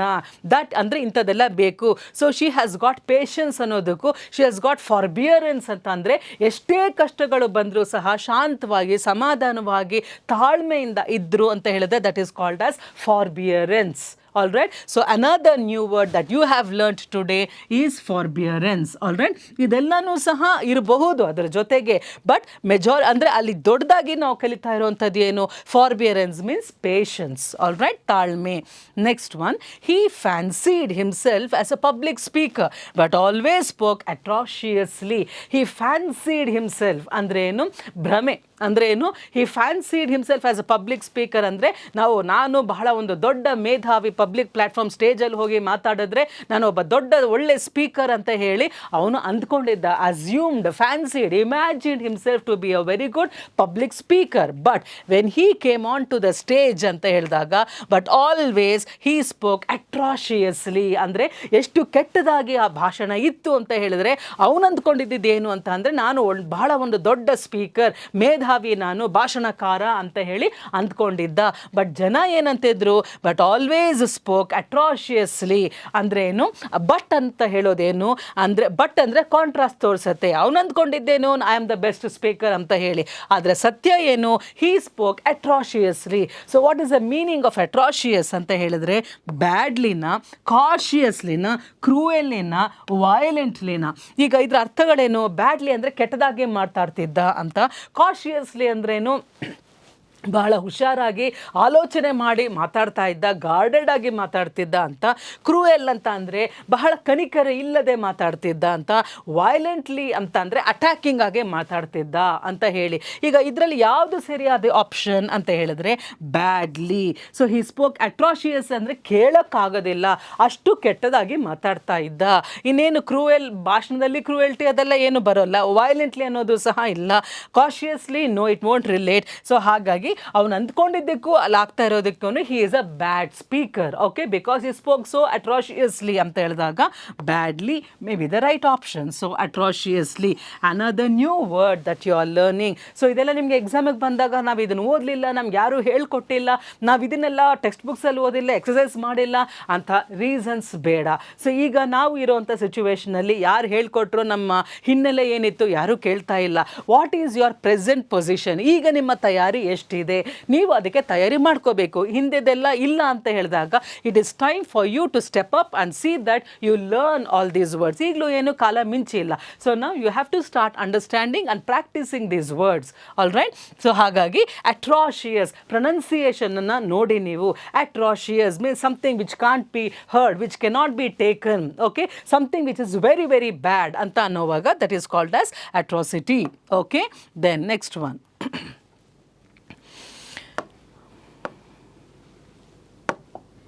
ನಾವು ಎಲ್ಲ ಒಂದು ಸ್ಯಾಂಪಲ್ಸನ್ನ ತಗೊಂಡಿದ್ದೀವಿ ಈ ಎಕ್ಸಸೈಸಲ್ಲಿ, where you are going to identify the word equal in meaning to the underlined word. That is exercise that we are dealing with ನಾವು. There is an increased disillusionment. ಅಂದರೆ ಇನ್ಕ್ರೀಸ್ಡ್ ಅಂದರೆ ಅತಿಯಾದ ಒಂದು ದಿಗ್ಭ್ರಮೆ ಜನರಲ್ಲಿ ಹೆಚ್ಚುತ್ತಾ ಇದೆ. ಡಿಸ್ಇಲ್ಯೂಷನ್ಮೆಂಟ್. ಓಕೆ, ಅಂದ್ರೇನು? ಯಾವುದೋ ಒಂದು ಭ್ರಮಾಲೋಕದಲ್ಲಿದ್ದರು, ಈಗ ಅದೆಲ್ಲನೂ ಸಹ ಇಳಿತಾ ಇದೆ, ಆ ಭ್ರಮೆ ಎಲ್ಲ ಕಳಿಸ್ತಾ ಇದೆ. There is an increased disillusionment. ಈಗ ನಾವೇನೋ ಅಂದ್ಕೊಂಡಿರ್ತೀವಿ, ಅದೇನೋ ಆದಾಗ ಅದನ್ನು ನಾವು ಡಿಸ್ಇಲ್ಯೂಷನ್ಮೆಂಟ್ ಅಂತ ಅಂತೀವಿ. ತುಂಬ ಹೀಗಾಗತ್ತೆ ಹಾಗಾಗತ್ತೆ ಅಂತ ಹೇಳಿ ಕಲ್ಪನೆಯಲ್ಲಿ ನಾವು ಇಮ್ಯಾಜಿನ್ ಮಾಡ್ಕೊಂಡಿರ್ತೀವಿ. ಇಲ್ಯೂಷನ್ ಅಂತಂದರೆ ಭ್ರಮೆಯಲ್ಲಿರ್ತೀವಿ, ಆದರೆ ಸತ್ಯ ಗೋಚರ ಆದಾಗ ಆ ಸತ್ಯ ಯಾವ ಥರ ಇರುತ್ತೆ? ಇಟ್ ಈಸ್ ಸೋ ಡಿಸ್ಇಲ್ಯೂಷನಿಂಗ್ ಅಂತ ಅಂದ್ರೇನು? ಆ ಭ್ರಮೆಯೆಲ್ಲ ಹೋಗಿ ಕಂಪ್ಲೀಟಾಗಿ ಸತ್ಯ ನಮ್ಮ ಮುಂದೆ ನಿಂತಾಗ we feel very hurt. So there is an increased disillusionment ಅಂದರೆ ಯಾವಾಗ ಎಕ್ಸ್ಪೆಕ್ಟೇಷನ್ಸ್ ಪ್ರಕಾರ ಅದು ಯಾವುದಾದ್ರೂ ಒಂದು ಆಗೋದಿಲ್ವೋ ಆಗ ನಮಗೇನಾಗತ್ತೆ ಡಿಸಿಲ್ಯೂಷನ್ಮೆಂಟ್ ಆಗತ್ತೆ. ಓಕೆ, ಅದೇನರ್ಥ? ಡಿಸ್ಇಂಟಿಗ್ರೇಷನ್ನ, ಡಿಸ್ಅಪಾಯಿಂಟ್ಮೆಂಟ, ಡಿಸ್ರಪ್ಷನ್ನ ಅಥವಾ ಡಿಸ್ಇನ್ಫಾರ್ಮೇಷನ್ನ. ಇಲ್ಲಿ ನೋಡಿ, ಇಲ್ಲಿ ಡಿಸ್ ಅಂತ ಬರ್ತಾ ಇದೆ ಎಲ್ಲದರಲ್ಲೂ. Disappointment, it is something which is a negative prefix. ಅಂದ್ರೇನು? ಅಲ್ಲಿ ಆಪೋಸಿಟನ್ನ ಮಾಡ್ತಾ ಇದೆ. ಅಲ್ಲಿ ಡಿಸ್ಆರ್ಡರ್, ಡಿಸಪಾಯಿಂಟ್ಮೆಂಟ್ ಅಂತ ಹೇಳಿದಾಗ ಅಲ್ಲಿ ಒಂದು ನೋವು ಅಥವಾ ಒಂದು ಆರ್ಡರ್ಲಿನೆಸ್ ಇಲ್ಲದೆ ಇರುವಂಥದ್ದು. Disruption, something which has broken, interfered ಅಂತ ಹೇಳಿ. ಡಿಸ್ಇಂಟಿಗ್ರೇಷನ್ ಅಂದರೆ ಎಲ್ಲ ಚೂರಾಗಿರುವಂಥದ್ದು. ಡಿಸ್ಇನ್ಫಾರ್ಮೇಷನ್ ಅಂದರೆ ರಾಂಗ್ ಇನ್ಫಾರ್ಮೇಷನ್, ಮಿಸ್ಗೈಡೆಡ್ ಇನ್ಫಾರ್ಮೇಷನ್ ಆಗಿರುವಂಥದ್ದು. ಸೊ ಹಾಗಾಗಿ ಇಲ್ಲಿ ಇನ್ಕ್ರೀಸ್ಡ್ ಅಂದ್ರೇನು? ಹೆಚ್ಚಾಗ್ತಿರುವಂತಹ ಒಂದು ಡಿಸಿಲ್ಯೂಷನ್ಮೆಂಟ್ ಅಂದರೆ ನಾವು ಅಂದ್ಕೊಂಡಿದ್ದಕ್ಕಿಂತ ಎಲ್ಲನೂ ಕಳಚಿ ಬೀಳ್ತಾ ಇದೆ, ಅಂಥ ಒಂದು ಸನ್ನಿವೇಶ ಹೆಚ್ಚಾಗ್ತಿದೆ ಅನ್ನೋವಾಗ ಏನು ಅರ್ಥ? Disintegration, disappointment, disruption and disinformation. So the right option is disappointment. ಅಂದರೆ ಎಕ್ಸ್ಪೆಕ್ಟೇಷನ್ಸ್ಗೆ ವಿರುದ್ಧವಾಗಿ ಹೋಗ್ತಾ ಇರುವಂತಹ ಸನ್ನಿವೇಶ ಉದ್ಭವ ಆಗ್ತಾ ಇದೆ ಇತ್ತೀಚೆಗೆ. ಇನ್ಕ್ರೀಸ್ಡ್ ಡಿಸಿಲ್ಯೂಷನ್ಮೆಂಟ್ ಅಂದರೆ increased disappointment, because our expectations were very different, but what is happening now is the opposite of it, which is leading to disappointment. Okay, so disappointment ಅಂದ್ರೆ ಏನು? ಒಂಥರ ಅಂದರೆ ಅನ್ಕೊಂಡಿದ್ದು ಮುರಿದು ಬಿದ್ದಾಗ ಸ್ಯಾಡ್ನೆಸ್, ಡಿಸಪಾಯಿಂಟ್ ಅಂದರೆ ನಾನು ಅನ್ಕೊಂಡಿದ್ದೇನೋ ಏನಾಯಿತು ಅಂತ ಹೇಳಿ ನಾವು ದುಃಖ ಪಡ್ತೀವಲ್ಲ, that is called as disappointment. Okay, then next one, the woman sitting next to you has got considered financial acumen. ಈಗ ನಿನ್ನ ಪಕ್ಕದಲ್ಲಿ ಕೂತಿರುವಂತಹ ಮಹಿಳೆಗೆ ಒಂದು ಫಿನಾನ್ಷಿಯಲ್ ಅಕ್ಯುಮೆನ್, ಏನೋ ಒಂದು ಟ್ಯಾಲೆಂಟ್ ಇದೆ. ಆಲ್ರೈಟ್, ಅಕ್ಯುಮೆನ್ ಅಂತ ಅಂದರೆ ಒಂದು ಪವರ್, ಒಂದು ಪೊಟೆನ್ಷಿಯಲ್. ಆಲ್ರೈಟ್, ಅಂದರೆ ಜಡ್ಜ್ ಮಾಡುವಂತಹ ಮೆಚ್ಯೂರಿಟಿ, ಯಾವುದರಲ್ಲಿ ಎಷ್ಟು ಇನ್ವೆಸ್ಟ್ ಮಾಡಿದ್ರೆ ಏನಾಗತ್ತೆ ಅನ್ನೋ ಒಂದು ಸ್ಕಿಲ್ ಇದೆ ಅಂತ ಅರ್ಥ. ಸೊ ಹಾಗಾಗಿ the woman sitting next to you has got considered financial acumen. ಅಂದರೆ particularly related to finance. Acumen ಅಂತ ಹೇಳಿದ್ರೆ ಒಂದು ಸ್ಕಿಲ್, ಒಂದು ಇಂಟೆಲಿಜೆನ್ಸ್, ಒಂದು ಟ್ಯಾಲೆಂಟ್. ಆಲ್ರೈಟ್, ಒಂದು ಜಡ್ಜ್ಮೆಂಟ್ ಆ್ಯಂಡ್ ಮೆಚ್ಯೂರಿಟಿ. ಹಾಗಾಗಿ ಇಲ್ಲಿ ಯಾವುದು? ಇಂಚ್ ಅಂತ ಇದೆ, ಅಂಡರ್ಸ್ಟ್ಯಾಂಡಿಂಗ್ ಅಂತ ಇದೆ, actually it is skill and temperament. So ಇದು ಯಾವುದಿದು ಕರೆಕ್ಟ್ ಆಗಿರೋವಂಥದ್ದು? So it is skill. So ಇಲ್ಲಿ ಅಕ್ಯುಮೆನ್ ಅಂತ ಹೇಳಿದ್ರೆ it's a special skill, it's a special talent, it's a special potential, okay, some type of a maturity in some issues, in some areas. So ಇಲ್ಲಿ financial ಅಕ್ಯುಮೆನ್ ಅಂತಂದರೆ business skill ಅಂತ ಅರ್ಥ. All right, so ಈಗ ನಾವು ಕಲ್ತಿರೋದು ಯಾವುದು ಹೊಸ word? ಅಕ್ಯುಮೆನ್, ಡಿಸಿಲ್ಯೂಷನ್ಮೆಂಟ್. ನೋಡಿ, ಇದರಲ್ಲಿ ನೀವು ಎಕ್ಸಾಮಲ್ಲಿ ಬರುತ್ತೆ ಅಂತ ನೀವು ಎಕ್ಸ್ಪೆಕ್ಟ್ ಮಾಡಲೇಬೇಕು, ಯಾಕೆಂದರೆ ಇದು ಎಕ್ಸಾಮಲ್ಲಿ ಬಂದಿರುವಂತಹ ಪದಗಳು, ಸೆಂಟೆನ್ಸಸ್ಸೇ. ಹಾಗಾಗಿ ನೀವು ಯಾವ ಲೆವೆಲಲ್ಲಿ ಇನ್ನೂ ಇಂಪ್ರೂವ್ ಆಗಬೇಕು ಅನ್ನೋದನ್ನು ನೀವು ಸ್ವಲ್ಪ ಎಚ್ಚರಿಕೆಯಿಂದ ಅಲ್ಲಿ ನಿಮ್ಮ ಸ್ಟ್ಯಾಂಡರ್ಡ್ಸ್ನ ನೋಡ್ತಾ ಹೋಗಿ, ಇನ್ನೂ ನಾನು ಎಷ್ಟು ಇಂಪ್ರೂವ್ ಆಗಬೇಕು ಅಂತ. Then next one, a series of calamities has ruined them. Floods, okay, and a failed harvest and the death of a son. Okay, floods ಆದಮೇಲೆ ಇಲ್ಲಿ ಒಂದು comma. So series of calamities, ದುರಂತಗಳು. ಸಿರೀಸ್ ಅಂದರೆ ಸಾಲಾಗಿ ಬಂದಿರುವಂತಹ ಕೆಲವೊಂದು ದುರಂತಗಳು. ಕೆಲಾಮಿಟಿ ಅಂತ ಹೇಳಿದಾಗ ದುರಂತ, ಅವಘಡ. ಓಕೆ, ನಾಟ್ ದಟ್ ಮೀನ್ಸ್ ಇವಾಗ ನ್ಯಾಚುರಲ್ ಕೆಲಾಮಿಟೀಸ್ ಅಂತಲೂ ಹೇಳ್ತೀವಿ, ಡಿಸಾಸ್ಟರ್ಸ್ ಅಂತ ಹೇಳಿ. ಸೊ ಆದರೆ ಇಲ್ಲಿ ನಾವು ನ್ಯಾಚುರಲ್ ಮಾತಾಡ್ತಾ ಇಲ್ಲ, ಯಾವುದೋ ಕೆಲವೊಂದು ಅನಾಹುತಗಳು ಆಗಿರುವಂಥದ್ದು. ಕೆಲಾಮಿಟೀಸ್ ಅಂತಂದರೆ ಯಾವುದು ನಮಗೆ ಹಾನಿ ಮಾಡುತ್ತೆ ಅದನ್ನು ನಾವು ಕೆಲಾಮಿಟಿ, ದುರಂತಗಳನ್ನು, ಟ್ರಾಜಿಡೀಸ್, ಡಿಸಾಸ್ಟರ್ಸನ್ನು ಕೆಲಾಮಿಟೀಸ್ ಅಂತ ನಾವು ಹೇಳ್ತೀವಿ. ಸೊ ಸಾಲಾಗಿ ಬಂದಿರುವಂತಹ ಕೆಲವೊಂದು ಕೆಲಾಮಿಟೀಸಿಂದ ಅವರು ಕಂಪ್ಲೀಟಾಗಿ ದೇ ಗಾಟ್ ರೂಯಿಂಡ್ ಅಂತ ಹೇಳಿ, ಅಂದರೆ ಕಂಪ್ಲೀಟಾಗಿ ಒಂದು ನೆಲ ಮುಟ್ಬಿಟ್ರು. ರೂಯಿಂಡ್ ಅಂತ ಹೇಳಿದ್ರೆ ನೆಲಸಮ ಆಗಿಬಿಟ್ರು. ಏನೇನಾಯಿತು ಅಂತ ಹೇಳಿದ್ರೆ ಒಂದ ಎರಡ ಸಾಲಾಗಿ, ಸೀರೀಸ್ ಅಂತ ಅಂದರೆ ಸಾಲಾಗಿ ಬಂದಿರುವಂತಹ ದೌರ್ಭಾಗ್ಯ ಅಥವಾ ದುರಂತಗಳು ಅವ್ರನ್ನ ನೆಲ ಮುಟ್ಟಿಸ್ಬಿಟ್ಟಿದೆ ಅಂತ ಅರ್ಥ. ಸೊ ಯಾವ್ದ್ಯಾವುದು? ಒಂದು ಫ್ಲಡ್ಸ್ ಅಂತ ಅಂದ್ರೆ ಏನು? ಅವರು ಮೊದಲಾಗಿ ಬಂದಿದ್ದು ಒಂದು ಪ್ರವಾಹದ ಅಂದರೆ ತುಂಬ ಒಂದು ಕೊಚ್ಕೊಂಡು ಹೋಗಿರುವಂಥ ಒಂದು ಪರಿಸ್ಥಿತಿ, ಮೇ ಬಿ ಅಗ್ರಿಕಲ್ಚರಲ್ಲೋ ಅಥವಾ ವಾಟ್ ಎವರ್ ನ್ಯಾಚುರಲ್ ಆಗಿ ಬಂದಿರುವಂಥದ್ದು. ಒಂದನೇದು ಫ್ಲಡ್ಸ್. ಆಮೇಲೆ ಫೇಲ್ಡ್ ಹಾರ್ವೆಸ್ಟ್. ಅಂದ್ರೇನು, ಅವ್ರಿಗೆ ಸರಿಯಾಗಿ ಬೆಳೆ ಬೆಳೆದೇ ಇರುವಂಥದ್ದು, ಪ್ರವಾಹ ಬಂದು ಎಲ್ಲ ಕೊಚ್ಕೊಂಡು ಹೋಗಿರೋದ್ರಿಂದ ಆ ವರ್ಷದ ಬೆಳೆ ಇಲ್ಲ. ಸೊ ಫೇಲ್ಡ್ ಹಾರ್ವೆಸ್ಟ್ ಅಂದರೆ ಉತ್ಪಾದನೆ ಇಲ್ಲ, ಅಂದರೆ I mean the result of your crops. Okay, so ಅವತ್ತಿನ ಅವರು ಅವ್ರಿಗೆ ಇದಿಲ್ಲ, ಅಂದರೆ whatever from agriculture they had to get, ಅದು ಅವ್ರಿಗೆ ಕಂಪ್ಲೀಟ್ ಆಗಿ ಲಾಸ್ ಆಯಿತು. ಅಗ್ರಿಕಲ್ಚರಲ್ಲಿ ಫೇಲ್ ಆದರು ಅವರು, ಹಾರ್ವೆಸ್ಟ್ ಸೋತ್ ಹೋದರು. ಅದ್ರ ಜೊತೆಗೆ ದ ಡೆತ್ ಆಫ್ ಅ ಸನ್, ಅಂದರೆ ಅದರ ಜೊತೆಗೆ ಆ ಫ್ಯಾಮಿಲಿಯಲ್ಲಿ ಇನ್ನೊಂದು ಹೊಡೆತ ಯಾವುದು ಅಂತ ಹೇಳಿದ್ರೆ ಆ ಮಗನ ಸಾವು. ಹಾಗಾಗಿ ಇಲ್ಲಿ ನೋಡಿ, ಸೀರೀಸ್ ಆಫ್ ಕೆಲಾಮಿಟೀಸ್, ಒಂದಲ್ಲ ಎರಡಲ್ಲ, ಸೀರೀಸ್ ಆಗಿ ಬಂದಿರುವಂತಹ ದುರಂತಗಳು ಅವನ್ನ ರೂಯಿನ್ ಮಾಡ್ತು. ರೂಯಿನ್ ಅಂತ ಹೇಳಿದ್ರೆ ಕಂಪ್ಲೀಟ್ ಆಗಿ ನಾಶ ಮಾಡ್ತು. ರೂಯಿನ್ ಅನದರ್ ವರ್ಡ್ ಅಂದ್ರೇನು, ನಾಶ ಮಾಡುವಂಥದ್ದು. ಓಕೆ, ಕೆಲಾಮಿಟಿ ಅಂತ ಅಂದರೆ ದುರಂತಗಳು, ಕೆಲಾಮಿಟೀಸ್ ಪ್ಲೂರಲ್, ಸೊ ದುರಂತಗಳು. ಫ್ಲಡ್ ಪ್ರವಾಹ, ಹಾರ್ವೆಸ್ಟ್ ನಮ್ಮ ಸುಗ್ಗಿ ಬರುವಂಥದ್ದು, ಬೆಳೆ ಬೆಳೆಯುವಂಥದ್ದು, ಡೆತ್ ಆಫ್ ಅ ಸನ್. ಈಗ ಯಾವ್ಯಾವ ಆಪ್ಷನ್? ಮಿಸ್ಫಾರ್ಚ್ಯೂನ್, ಕೆಲಾಮಿಟೀಸ್ಗೆ ಈಕ್ವಲೆಂಟ್ ಆಗಿ ಮಿಸ್ಫಾರ್ಚ್ಯೂನ್ ಇದೆ, ಮಿಸ್ಟೇಕ್ಸ್ ಇದೆ, ಬ್ಯಾಡ್ ಲಕ್ ಇದೆ, ಡಿಸಪಾಯಿಂಟ್ಮೆಂಟ್ ಇದೆ. ಓಕೆ, ಯಾವ್ದು ಕರೆಕ್ಟ್ ಆಗಿರ್ಬೋದು ಇಲ್ಲಿ? ಮಿಸ್ಫಾರ್ಚ್ಯೂನ್ ಅಂತ ಹೇಳಿದ್ರೆ ಈ ಥರ ಒಂದು ಅಂದರೆ ಸೊ ಮೆನಿ ಅಂದರೆ ವಿಧಿಯ ಒಂದು ಹೊಡೆತಗಳು. ಮಿಸ್ಫಾರ್ಚ್ಯೂನ್ ಅಂತ ಹೇಳಿದ್ರೆ ನಮಗೆ ಬರ್ತಿರುವಂತಹ ಒಂದಾದ ಮೇಲೆ ಒಂದು, ಅಂದರೆ ಫಾರ್ಚೂನ್ ಅಂತ ಹೇಳಿದ್ರೆ ಏನೋ ಒಂಥರ ಒಳ್ಳೇದಾಗುವಂಥದ್ದು, ಬಟ್ ಮಿಸ್ಫಾರ್ಚೂನ್ ಅಂತ ಹೇಳಿದ್ರೆ ಇಟ್ಸ್ ಅ ಪೀರಿಯಡ್ ಆಫ್ ಇಲ್ ಲಕ್ ಅಂತ ನಾವು ಹೇಳ್ತೀವಿ. ಅಂದರೆ ವಿಧಿಯಿಂದ ಅವ್ರಿಗೆ ಹೊಡೆತಗಳು ಬಂದಿರೋವಂಥದ್ದು. ಮಿಸ್ಟೇಕ್ಸ್ ಅಂದರೆ ತಪ್ಪುಗಳು. ಬ್ಯಾಡ್ ಲಕ್ ಅಂತಂದರೆ ಇದನ್ನೆಲ್ಲ ನಾವು ಬ್ಯಾಡ್ ಲಕ್ ಅಂತ ಹೇಳಲ್ಲ. ಬ್ಯಾಡ್ ಲಕ್ ಅಂದರೆ ಏನೋ ಒಂದು ಸಣ್ಣ ಪುಟ್ಟದ್ದು ಏನಾದರೂ ನಮ್ಮ ಲಕ್ ಹೋಯಿತು ಅಂತಂದರೆ it may be called as a bad luck. ಏನೋ ಒಂದು ಸಿನಿಮಾಗೆ ಟಿಕೆಟ್ ಸಿಕ್ಕಿಲ್ಲ, bad luck. Okay, bus miss ಆಯಿತು, ಬ್ಯಾಡ್ ಲಕ್. ಆದರೆ ಮಿಸ್ಫಾರ್ಚೂನ್ ಅಂತ ಅಂದರೆ ಒಂದು ಅನ್ಯಾಯ ಆಗೋ ರೀತಿಯಲ್ಲಿ ಬ್ಯಾಡ್ ಲಕ್. ಆಲ್ರೈಟ್, ಸುಮ್ಮನೆ ಅಂದರೆ ತುಂಬ ಒಂದು ಸಣ್ಣ ವಿಷಯ ಅಲ್ಲ, ಅದು ದೊಡ್ಡ ವಿಷಯದಲ್ಲಿ ಲಕ್ ಇಲ್ಲದೆ ಇರೋವಂಥದ್ದು. ಅಂದರೆ ವಿಧಿಯವ್ರಿಗೆ ತುಂಬ ಒಂದು ಕೆಟ್ಟ ಹೊಡೆತವನ್ನು ಕೊಟ್ಟಿರೋದನ್ನು ನಾವು ಮಿಸ್ಫಾರ್ಚ್ಯೂನ್ ಅಂತ ಹೇಳ್ತೀವಿ. ಅದು ತುಂಬಾ ಅನ್ಯಾಯ ಆಗಿರೋ ರೀತಿಯಲ್ಲಿ ಒಂದು ಹೊಡೆತ ಬಂದಾಗ that is called as misfortune. Mistakes ಅಂದರೆ ನಾವು ತಪ್ಪುಗಳನ್ನ ಮಾಡುವಂಥದ್ದು. Bad luck is something like ಒಂದು ಸಣ್ಣ ಒಂದು ಏನೋ ನಮಗೆ ಲಕ್ ಇಲ್ಲ ಅಂತ ಹೇಳುವಂಥದ್ದು. ಓಕೆ, ಡಿಸಪಾಯಿಂಟ್ಮೆಂಟ್ ಅಂತ ಹೇಳಿದರೆ ದುಃಖ ಆಗುವಂಥದ್ದು. ಸೊ ಇಲ್ಲಿ ಕೆಲಾಮಿಟೀಸ್ ಅಂತ ಹೇಳಿದಾಗ ಯಾವ್ದು ಕರೆಕ್ಟ್ ವರ್ಡ್ ಬರುತ್ತೆ? ಮಿಸ್ಫಾರ್ಚ್ಯೂನ್ ಅಂತ ಬರುತ್ತೆ. ಅಂದ್ರೇನು, ನಮ್ಮ ಕೈ ಮೀರಿದಂತಹ ಸನ್ನಿವೇಶಗಳು, ನಮ್ಮ ತಪ್ಪುಗಳಲ್ಲ. ಆಲ್ರೈಟ್, ಸೊ ಅದು ವಿಧಿ ಕೊಟ್ಟಿರುವಂತಹ ಹೊಡೆತಗಳನ್ನು we call it as misfortune. Alright, then next one, the daughter. Okay. The daughter wrote a piteous letter to her parents saying how unhappy she was away from home. So ಇಲ್ಲಿ ನಮಗೆ context ಏನು ಗೊತ್ತಾಗತ್ತೆ? ಮಗಳು ಒಂದು ಪತ್ರವನ್ನು ಬರೀತಾಳೆ ಅವರ ತಂದೆ ತಾಯಿಗೆ. She wrote a piteous letter ಅಂತ ಅಂದ್ರೇನು ನೋಡೋಣ. What is the meaning of the word piteous ಅಂತ? ಅಂದರೆ ತಂದೆ ತಾಯಿ ಏನು ಬರೀತಾಳೆ? ನನಗೆಷ್ಟು ಬೇಜಾರಾಗಿದೆ, ನೋವಾಗಿದೆ, ಮನೆಯಿಂದ ದೂರ ಇರುವಂಥದ್ದು ಅಂತ ಹೇಳಿ. Maybe she studying in a hostel or in a residential school or an institution. ಹಾಗಾಗಿ ಅವಳಿಗೆ ಎಷ್ಟು ಬೇಜಾರಾಗಿದೆ ಮನೆಯಿಂದ ದೂರ ಆಗಿರುವಂಥದ್ದು ಅನ್ನೋದನ್ನು ಪಿಟಿಎಸ್ ಅಂದರೆ ಮನ ಕರಗುವಂತಹ ರೀತಿಯಲ್ಲಿ ಅವಳು ಒಂದು ಪತ್ರವನ್ನು ಬರೆದಿರ್ತಾಳೆ. ಹಾಗಾಗಿ ಪಿಟಿಎಸ್ ಅಂದರೆ ಎಂಥವ್ರಿಗಾದರೂ ಸರಿ ಅಯ್ಯೋ ಪಾಪ ಅಂತ ಹೇಳಿ ಅನ್ನಿಸ್ಬೇಕು, ಪಿಟಿ ಬರಬೇಕು, ಪಾಪ ಅಂತ ಅನ್ನಿಸ್ಬೇಕು. ಹಾಗಾಗಿ ಇಲ್ಲಿ ಯಾವುದು? ಆ್ಯಂಗ್ರಿ ಅಂತ ಇದೆ ಇಲ್ಲಿ. Angry, happy, sad, bitter.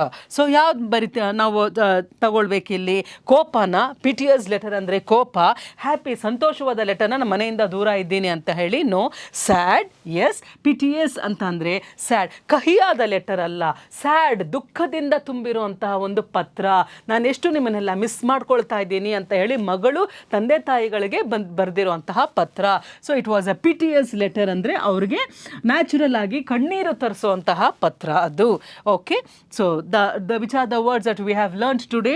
calamities, ruin, then floods, harvest, misfortune and piteous. Okay, and then yes, so ಇಷ್ಟೆಲ್ಲ ಹೊಸ ಪದಗಳನ್ನು ಇವತ್ತು ಕಲ್ತಿದ್ದೀವಿ. Then the next one,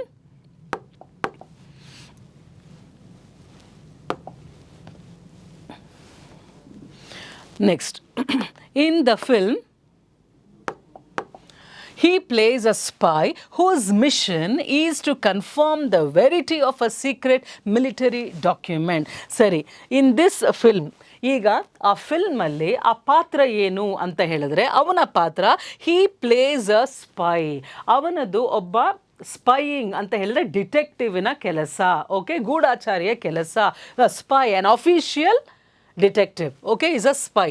Hi plays a spy whose mission ಅಂದರೆ ಏನು, ಅವರ ಉದ್ದೇಶ ಏನು, ಪರ್ಪಸ್ ಏನು, ಹೋಗಿರುವಂತಹ ಒಂದು ಕಾರ್ಯ ಏನು, ಅವರ ಗುರಿ ಏನು. ಮಿಷನ್ ಅಂದರೆ ಗುರಿ. ಆಲ್ ರೈಟ್, ಟಾರ್ಗೆಟ್ ಏನು, whose mission is to confirm the verity of a secret military document. ಅಂದರೆ ಒಂದು ಸೀಕ್ರೆಟ್ ಆಗಿ ಕಾನ್ಫಿಡೆನ್ಷಿಯಲ್ ಆಗಿ ಇರುವಂಥ ಮಿಲಿಟರಿ ಡಾಕ್ಯುಮೆಂಟ್ ಬಗ್ಗೆ ಸತ್ಯ ಎಷ್ಟು ಅಂತ ಹೇಳಿ ಕನ್ಫರ್ಮ್ ಮಾಡ್ಕೊಳ್ಳುವಂಥದ್ದು. ಸೊ ವೆರಿಟಿ, ಈಗ ಈ ಪದನ ನಾವು ಆಲ್ರೆಡಿ ಒಂದು ಸತಿ ರೆಫರ್ ಮಾಡಿದ್ದೀವಿ. ಫಾರ್ ಎಕ್ಸಾಂಪಲ್, ವೆರಾಸಿಟಿ, ವೆರಿಟಿ ಎರಡೂ ಒಂದೇ ಅರ್ಥ. ಓಕೆ, ಸೊ ಆ ಮಿಲಿಟರಿ ಡಾಕ್ಯುಮೆಂಟಿನ ಸೀಕ್ರೆಸಿಯಲ್ಲಿ ಎಷ್ಟು ಸತ್ಯ ಇದೆ ಅನ್ನೋದನ್ನು ಕನ್ಫರ್ಮ್ ಮಾಡೋದೇ ಅವನ ಕೆಲಸ. All right, so correctness, truthfulness, originality, danger. ಇಲ್ಲಿ ಕರೆಕ್ಟ್ನೆಸ್, ಅದರಲ್ಲಿ ಎಷ್ಟು ಕರೆಕ್ಟ್ ಆಗಿದೆ ಅನ್ನೋದಾ, ಎಷ್ಟು ಸತ್ಯ ಇದೆ ಅನ್ನೋದಾ, ಎಷ್ಟು ಜೆನ್ಯುವಿನ್ ಆಗಿದೆ ಅನ್ನೋದಾ, ಎಷ್ಟು ರಿಸ್ಕ್ ಇದೆ ಅಂತ ನೋಡೋದಾ. ಇಲ್ಲಿ ದ ವೆರಿಟಿ ಅಂತ ಹೇಳಿದ್ರೆ veracity. Verity means truth. Okay, so this is the word veracity. Verity means truthfulness. ಅಂದರೆ ಆ ಡಾಕ್ಯುಮೆಂಟಲ್ಲಿ ಎಷ್ಟು ಸತ್ಯ ಇದೆ ಅಂತ ಹೇಳಿ ಕನ್ಫರ್ಮ್ ಮಾಡೋದೇ ಅವನ ಉದ್ದೇಶ. ಸೊ ಹಾಗಾಗಿ the new word that we learn today is verity, spy, etcetera. Then confirm ಅಂತ ಅಂದರೆ ಅದನ್ನು ವಿಚಾರಿಸುವಂಥದ್ದು, ರೈಟ್ ಆರ್ ರಾಂಗ್ ಅಂತ ಹೇಳಿ. Then tantalized by the prospect of enjoying weeks in New York, she bought 10 lottery tickets. ಅಂದ್ರೇನು ಟ್ಯಾಂಟಲೈಸ್ಡ್ ಅಂದ್ರೇನು, ಅವಳಿಗೆ ಯಾವುದೋ ಒಂದು ಆಮಿಷ ಇರುತ್ತೆ ಅಲ್ಲಿ. ನೀವು ಲಾಟರಿ ಟಿಕೆಟಲ್ಲಿ ಗೆದ್ದರೆ ನೀವು 10 ವಾರಗಳು ನ್ಯೂಯಾರ್ಕ್ ಅಮೇರಿಕಾದಲ್ಲಿ ಇರಬಹುದು ಅಂತ ಹೇಳಿ ಅದರಿಂದ ಪ್ರೇರೇಪಿತಳಾಗಿ, ಅಂದರೆ ಟ್ಯಾಂಟಲೈಸ್ಡ್ ಬೈ ದ್ಯಾಟ್, ಅಂದರೆ ಇದು ಒಂದು ಆಪರ್ಚುನಿಟಿ ಬಂದಿದೆ, ನಾನು ಲಾಟ್ರಿ ಟಿಕೆಟನ್ನು ತಗೊಂಡ್ರೆ ನಾನು ಅಮೆರಿಕಾಗೆ ಹೋಗ್ಬೋದು ಅಂತ ಹೇಳಿ ಒಂದು ಟೆಂಪ್ಟ್ ಆಗಿ ಅವಳು ಏನು ಮಾಡ್ತಾಳೆ, she bought 10 lottery tickets. Why? Because she was impressed by the prospect ಅಂದರೆ ಭವಿಷ್ಯದಲ್ಲಿ ಬರೋ ಅಂತಹ ಒಂದು ಒಳ್ಳೆಯ opportunity, that is called as a prospect. So ಆ ಪ್ರಾಸ್ಪೆಕ್ಟ್ ಟ್ಯಾಂಟಲೈಸ್ಡ್ ಅಂದರೆ ಕಂಪ್ಲೀಟ್ ಆಗಿ ಅದಕ್ಕೆ ವಶಕ್ಕೆ ಬಂದಾಗ, that means tempted, enjoyed, satisfied, repulsed ಅಂದರೆ ನಮ್ಗೆ ಅದಿಷ್ಟ ಇಲ್ಲ ಅಂತ ಆಪೋಸಿಟ್ ಆಗಿ ಬರುವಂಥದ್ದು. ಆದರೆ ಅವಳಿಗೆ ಆ ಪ್ರಾಸ್ಪೆಕ್ಟ್, ನಾನು ಅಮೆರಿಕಾಗೆ ಹೋಗ್ಬೋದು, 10 ವಾರ ಅಲ್ಲಿ ಇರಬಹುದು ಅನ್ನೋ ಒಂದು ಅಂದರೆ ಸಾಧ್ಯತೆ ಇದೆ ಅಂತ ಅಂದಾಗ, she was influenced by that, tantalised by that, tempted by that. So what is the equivalent word here?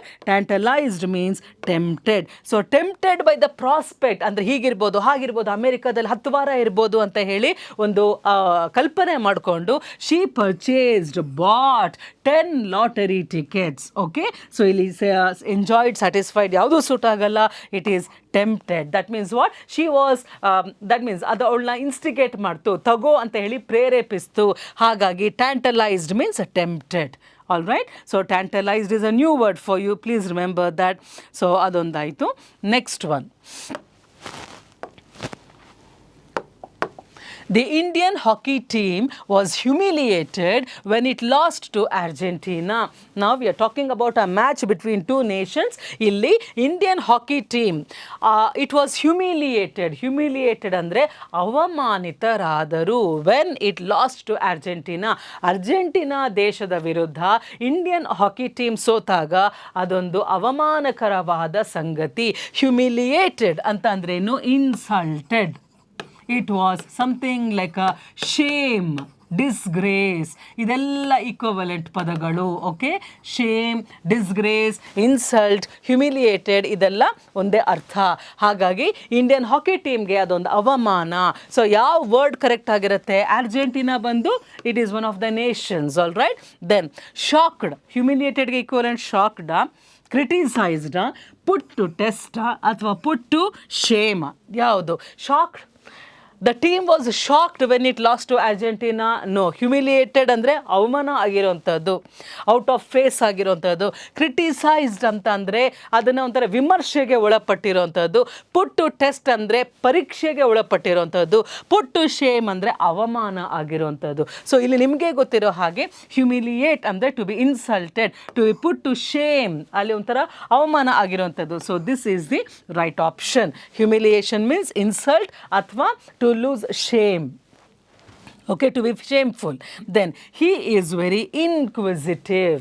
ಅಂದರೆ ಅವನು ಬಹಳ ಇನ್ಕ್ವಿಸಿಟಿವ್ ಅಂದರೆ ಎಲ್ಲಿ ಏನಾಗ್ತಾ ಇದೆ ಅಂತ ತಿಳ್ಕೊಳ್ಳೋಂತಹ ಆತುರ, ಕಾತುರ, ಕುತೂಹಲ.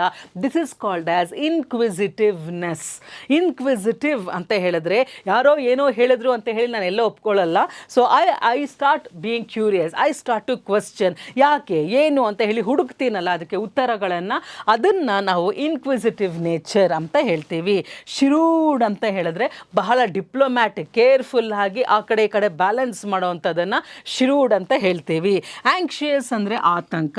ಪಾಸಿಟಿವ್ ಅಂತ ಅಂದರೆ ಬರೀ ಒಂದು ಒಳ್ಳೆಯ ರೀತಿಯಲ್ಲಿ ನೋಡೋವಂಥದ್ದು. ಕ್ಯೂರಿಯಸ್ ಅಂತ ಅಂದರೆ ಏನಾಗತ್ತೆ ನೆಕ್ಸ್ಟ್ ಏನು, ಯಾಕೆ ಏನು ಅಂತ ಹೇಳಿ ಆಲೋಚನೆ, ಕ್ವೆಶ್ಚನ್ ಮಾಡೋವಂಥದ್ದನ್ನು ವಿ ಕಾಲ್ ಇಟ್ ಆಸ್ ಯಾವ್ದು ಇವಾಗ ಶ್ರೂಡ್ ಆಗಲ್ಲ, ಆಂಕ್ಷಿಯಸ್ ಆಗಲ್ಲ, ಪಾಸಿಟಿವ್ ಆಗಲ್ಲ. So curious is the equivalent word for being inquisitive. ಅಂದರೆ ಕುತೂಹಲ. He is inquisitive, she is inquisitive ಅಂತಂದರೆ ಬಹಳ ಕ್ಯೂರಿಯಸ್ ವ್ಯಕ್ತಿ. ಯಾವುದೇ ಸಹ ಅಲ್ಲೇ ಹಾಗೆ ತಗೊಳ್ಳೋದಿಲ್ಲ. ದೇ ಕೀಪ್ ಕ್ವೆಶ್ಚನಿಂಗ್, ಯಾಕೆ ಏನು ಎತ್ತ ಅಂತ ಹೇಳಿ ಕ್ಯೂರಿಯಸ್ ಆಗಿ ಪ್ರತಿ ವಿಷಯದ ಬಗ್ಗೆ ಅವ್ರಿಗೆ ಅಲರ್ಟ್ ಆಗಿ ಕ್ವೆಶ್ಚನ್ ಮಾಡ್ತಾರೆ ಅಂತ ಅರ್ಥ. ಓಕೆನಾ? So all these new words that you have learned today. Then next one.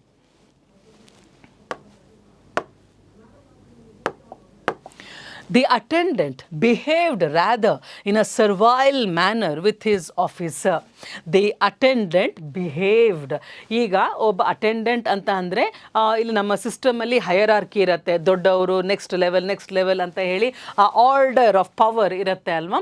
ಈಗ ಅಟೆಂಡೆಂಟ್ ಅಂತ ಹೇಳಿದಾಗ ಕೆಳದರ್ಜೆಯಲ್ಲಿ ಇರುವಂಥವನ್ನ ಅಟೆಂಡೆಂಟ್ ಅಂತ ಹೇಳ್ತೇವೆ. That is only the systematic hierarchy. ಹಾಗಾಗಿ the attendant behaved rather. So ಈಗ ಅಟೆಂಡೆಂಟ್ ಒಬ್ಬ ಅಧಿಕಾರಿ ಆಫೀಸರ್ ಹತ್ರ ಹೇಗೆ ನಡ್ಕೊಳ್ತಾರೆ ಅಂತ ನೋಡೋಣ. ಇನ್ ಅ ಸರ್ವೈಲ್ ಮ್ಯಾನರ್ ಅಂತಂದ್ರೇನು, ಕೈ ಕಟ್ಟಿ ಬಹಳ ವಿಧೇಯರಾಗಿ ಇರುವಂಥದ್ದನ್ನು we call it as servile manner. So the attendant behaved rather in a servile manner with his officer. ಅಂದ್ರೇನು, ಎಫಿಷಿಯಂಟಾ, ಬಹಳ ಒಂದು ಕೇಪಬಲ್ ಆಗಿ ಬಿಹೇವ್ ಮಾಡಿದ್ನ, ಅಥವಾ ಆಡೇಷಿಯಸ್ ಅಂದ್ರೇನು, ಒಂಥರ ನನಗೆಲ್ಲ ಗೊತ್ತು ಅಂತ ಹೇಳಿ ಆರೋಗೆಂಟ್ ಆಗಿ ಬಿಹೇವ್ ಮಾಡಿದ್ನ, ಅಥವಾ ಸ್ಲೇವಿಶ್ ಅಂತ ಏನು, ಕೈ ಕಟ್ಟಿ ಗುಲಾಮ ರೀತಿಯಲ್ಲಿ ಇದ್ದನ. ಅಂದ್ರೇನು, ಎಷ್ಟು ಬೇಕೋ ಅಷ್ಟು ವಿಧೇಯತೆ ಇದ್ರೆ ಪರವಾಗಿಲ್ಲ. ಬಟ್ ಸರ್ವೈಲ್ ಅಂತ ಹೇಳಿದ್ರೆ ತೀರಾ ಕೆಳಗಿಳಿದ್ದು, ನೀವೇ ಎಲ್ಲ ನನಗೆ, ಐ ಆಮ್ ನಥಿಂಗ್ ಅನ್ನೋ ರೀತಿಯಲ್ಲಿ ನನ್ನ ತನ ಅನ್ನೋದಿಲ್ಲ, ಕಂಪ್ಲೀಟ್ ಆಗಿ ಸ್ಲೇವ್ ಥರ ಬಿಹೇವ್ ಮಾಡೋದನ್ನು it is called as a servile attitude. Okay, so how did the attendant behave? He behaved in a rather servile manner with his officer ಅಂತಂದರೆ not efficient, not audacious, but slavish. It is not pleasant, definitely not pleasant. So slavish ಅಂತಂದರೆ ಗುಲಾಮನ ರೀತಿಯಲ್ಲಿ ಕೈ ಕಟ್ಕೊಂಡು ನಿಂತಿದ್ದ ಅಂತ ಅರ್ಥ. So ಇಲ್ಲಿ new words that you have learned today is servile meaning slavish. Okay, audacious ಅಂತಂದರೆ ದುರಹಂಕಾರವಾಗಿ, audacity, egoistic, stubborn, obstinate. Okay, ಅಹಂಕಾರದಿಂದ ಅಥವಾ ಬಹಳ ನಾನೇ ಎಲ್ಲ ಅನ್ನೋದನ್ನು we call it as audacity. Okay, then next one. The minister's statement was ambiguous. ಆ minister ಏನು ಹೇಳಿದ್ರು, ಆ ಪದ ಆಂಬಿಗ್ಯೂಯಸ್ ಆಗಿತ್ತು.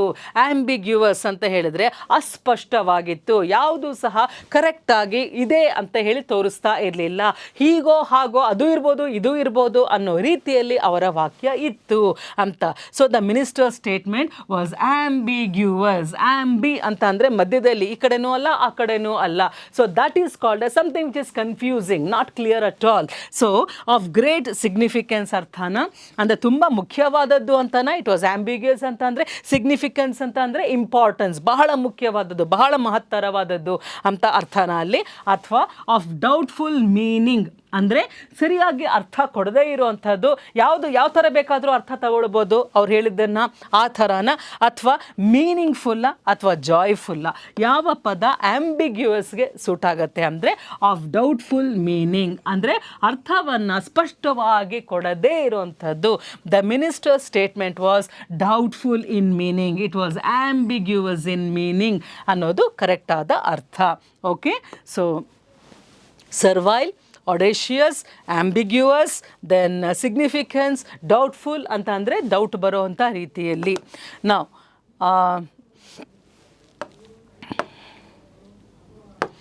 ಓಕೆ, ಅರ್ಥ ಆಗಿದೆ ಅಲ್ವಾ? Next one, the food prepared for the dinner was insipid last night. ಸರಿ, ಹೋದ ರಾತ್ರಿ ಊಟ ಮಾಡಿದಂತಹ ಪದಾರ್ಥ ಬಹಳ ಇನ್ಸಿಪಿಡ್ ಆಗಿತ್ತು. ಅಂದರೆ ರಾತ್ರಿ ಊಟ ಮಾಡಿದ್ದು ಬಹಳ insipid. So what is the meaning of ಇನ್ಸಿಪಿಡ್?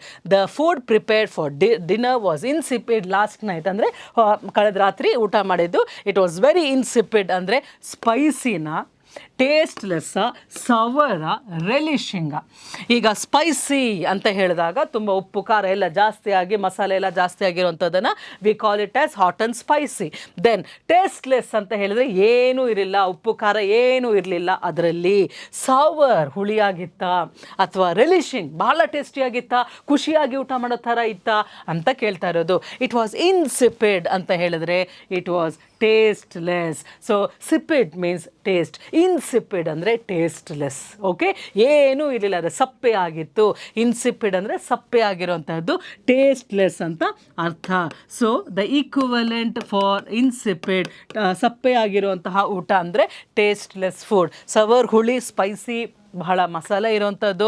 ಹಾಗಾಗಿ ಹೋದ ರಾತ್ರಿ ನಾನು ಊಟ ಮಾಡಿದ್ದು ಬಹಳ ಪ್ಲೇನ್ ಆಗಿತ್ತು, ಯಾವುದೇ ಒಂದು ಏನು ಖಾರ ಗಿರ ಏನೂ ಇಲ್ಲ, ಸಪ್ಪೆ ಆಗಿತ್ತು ಅಂತ. Next one, the local MLA claimed he is being ostracised by his party members.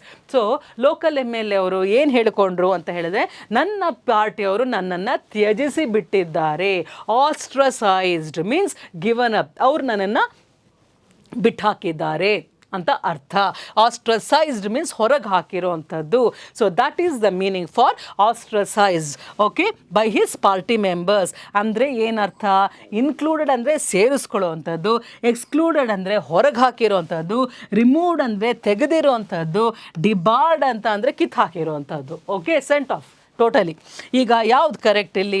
ಆಸ್ಟ್ರಸೈಸ್ಡ್ ಅಂದರೆ ಡಿಬಾರ್ಡ್ ಬರೋದಿಲ್ಲ. ಡಿಬಾರ್ಡ್ ಎಲ್ಲಿ ಯೂಸ್ ಮಾಡ್ತೀವಿ? ಎಲ್ಲೋ ಅಂದರೆ ಈಗ ಸ್ಕೂಲ್ ಇದ್ದಾಗ ಅಥವಾ ಒಂದು ಇನ್ಸ್ಟಿಟ್ಯೂಷನ್ ನಡೆಸಿದಾಗ if the student is debarred ಅಂತ ಹೇಳಿದ್ರೆ ಅವನ್ನ ಬಾರ್ ಮಾಡಿರೋವಂಥದ್ದು. ಬಾರ್ ಅಂತ ಹೇಳಿದ್ರೆ sent off. Okay, banning him to come ಅಂತ ಹೇಳಿ. ರಿಮೂವ್ಡ್ ಅಂದರೆ ತೆಗೆದು ಹಾಕಿರೋದು, ಅಟೆಂಡೆನ್ಸ್ ರಿಜಿಸ್ಟರಲ್ಲೋ ಎನ್ರೋಲ್ಮೆಂಟ್ ಶೀಟಲ್ಲೋ ತೆಗೆದು ಹಾಕಿರೋದನ್ನು ರಿಮೂವ್ಡ್ ಅಂತ ಹೇಳ್ತೀವಿ. ಎಕ್ಸ್ಕ್ಲೂಡೆಡ್ ಅಂತ ಅಂದರೆ ಇನ್ನು ಮುಂದೆ ನೀವು ನಮ್ಮ ಒಳಗಡೆ ಇಲ್ಲ ಅಂತ ಹೇಳೋವಂಥದ್ದು. So naturally ostracized means excluded. So by his party members andre you are out of this group, you are not a member of this group, neenu ee group olagade illa, horagidiya. Ostracize means going out. Okay, sent out. For example, ಮೊದಲೆಲ್ಲ ಇತ್ತು ಹಳ್ಳಿಯವ್ರು ಏನಾದರೂ ತಪ್ಪು ಮಾಡಿದಾಗ ಅವ್ರನ್ನ ಊರು ಬಹಿಷ್ಕಾರ ಮಾಡೋವಂಥದ್ದು, ಊರು ಆಚೆ ಇಡುವಂಥದ್ದು. ಸೊ ಎಕ್ಸ್ಕ್ಲೂಡಿಂಗ್ ದೆಮ್, ಅವರು ವಿಲೇಜಸ್ ಮಧ್ಯದಲ್ಲಿ ಇರೋದಕ್ಕೆ ಅವಕಾಶ ಇರಲಿಲ್ಲ, ಅವರನ್ನು ಬಹಿಷ್ಕಾರ ಅಂದರೆ ಹೊರಗಡೆ ಹೋಗುವಂಥದ್ದು, ಬಾಹ್ಯ ಹೋಗುವಂಥದ್ದು. That is called as ostracise. All right, to be sent out of the party ಅಂತ. So the new word ostracise, then excluded, debarred, insipid, relishing, very tasty ಅಂತ ಅರ್ಥ. So please practise all these things. Then next one, ನಿಮ್ಗೆ ಎಷ್ಟೆಷ್ಟು example ಸಾಧ್ಯ ಆಗುತ್ತೋ ನಿಮ್ಮ ಪೇಪರ್ಸಿಂದ ಅಷ್ಟು ತೆಗೆದು ನಾವು ಮಾಡ್ತಾ ಇದ್ದೀವಿ. It is a stupendous novel, it keeps us gripped to the end. Okay, ಅಂದರೆ ಏನು? ಇಟ್ಸ್ ಅ ಸ್ಟುಪೆಂಡಸ್, ಎರಡು ಪದಗಳನ್ನು, ಬಟ್ ಆ್ಯಕ್ಚುಲಿ ಇಲ್ಲಿ ನಾವು ಕೇಳ್ತಾ ಇರುವಂಥದ್ದು ಗ್ರಿಪ್ಡ್ ಅನ್ನೋ ಪದಕ್ಕೆ ಈಕ್ವಲೆಂಟ್ ಕೇಳ್ತಾ ಇದ್ದೀವಿ. ಸ್ಟುಪೆಂಡಸ್ ಅಂತ ಅಂದರೆ ಸ್ಟುಪೆಂಡಸ್ ನಾವೆಲ್ ಅಂದರೆ ವೆರಿ ಮ್ಯಾಗ್ನಿಫಿಸೆಂಟ್, ಲಾರ್ಜ್, ಬಹಳ ಒಂದು ದೊಡ್ಡ ಮಟ್ಟದಲ್ಲಿ ಮಾಡಿರುವಂಥ ಹೆಸರು ಅಂತ ಅರ್ಥ. Stupendous, something very big. Okay, it's a stupendous novel, amazing ಅಂತ. It keeps us gripped to the end ಅಂದರೆ ಕೊನೆವರೆಗೂ ಸಹ ನಮ್ಮ ಅಟೆನ್ಷನ್ ಈ ಕಡೆ ಆ ಕಡೆ ಹೋಗೋದಿಲ್ಲ, ಅದೇ ಅದರ ಮೇಲೆ ಫೋಕಸ್ ಇರೋ ಥರ, ಗ್ರಿಪ್ಪಿಂಗ್ ಅಂದರೆ ಏನಾಗುತ್ತೆ ಅನ್ನೋ ಥರ ಅದು ನಮ್ಮ ಇಂಟ್ರೆಸ್ಟನ್ನು ಹಿಡಿದಿಟ್ಕೊಂಡಿರತ್ತೆ ಅಂತ. ಗ್ರಿಪ್ಪಿಂಗ್ ಟು ದ ಎಂಡ್ ಅಂತ ಹೇಳಿದ್ರೆ, ಸೊ ಯಾವುದು ಅಂಡರ್ಸ್ಟ್ಯಾಂಡಿಂಗಾ, ಅಮೇಝಿಂಗಾ, ಬೋರಿಂಗಾ, ಸ್ಯಾಡಾ? So gripping to the end, ಯಾವುದೋ ಒಂದು ಮೂವಿ ನೋಡಿದಾಗ ಏನಾಗುತ್ತೆ ಅಂತ ಹೇಳಿ ಆ ಕುತೂಹಲನ ಕಾಯ್ದಿರಿಸ್ಕೊಂಡೋದನ್ನು ಗ್ರಿಪ್ಪಿಂಗ್ ಟು ದ ಎಂಡ್ ಅಂತ ಹೇಳಿದ್ರೆ, ಎಲ್ಲೂ ಬೋರ್ಡಮ್ ಇಲ್ಲದೆ ಕಂಪ್ಲೀಟ್ ಆಗಿ ನಾವು ಕೊನೆಯವರೆಗೂ ಸಹ ಅದೇ ಫೋಕಸ್ ಆ್ಯಂಡ್ ಇಂಟ್ರೆಸ್ಟಿಂದ ನೋಡೋ ಅಂಥದ್ದನ್ನು ಇಟ್ಸ್ ಅ ಗ್ರಿಪ್ಪಿಂಗ್ ನಾವೆಲ್ ಅಂತ ಹೇಳ್ತೀವಿ. ಹಾಗಾಗಿ ಗ್ರಿಪ್ಪಿಂಗ್ ಅಂತ ಅಂದರೆ which is not boring, sad, understanding ಅಲ್ಲ, amazing is the word. Gripping, amazing till the end. Okay, then the political turmoil of the state is leading to lot of disturbances. Political turmoil ಅಂತ ಹೇಳಿದ್ರೆ ಎಲ್ಲ ಥರದ ಏರುಪೇರುಗಳನ್ನು, ಅಪೀವಲ್ಸ್ ಅಂತ ನಾವು ಹೇಳ್ತೀವಿ. ಯಾವುದು ಒಂದು ಸ್ಟೇಬಲ್ ಆಗಿ ಸ್ಟೆಬಿಲೈಸ್ಡ್ ಪ್ಯಾಟರ್ನ್ ಇಲ್ಲದೆ ಕಂಪ್ಲೀಟ್ ಆಗಿ ಆಗಾಗ ಶೇಕಪ್ ಆಗ್ತಾ ಇರುವಂಥದ್ದನ್ನು we call it as a turmoil. ಅಂದ್ರೇನು, ಎಷ್ಟೊಂದು ಥರ ಏರಿಳಿತಗಳು ಒಂದೇ ಥರ ಅಂತ ಇವತ್ತೊಂದಿನ ಇದ್ರೆ ನಾಳೆ ಒಂಥರ ಇರುತ್ತೆ.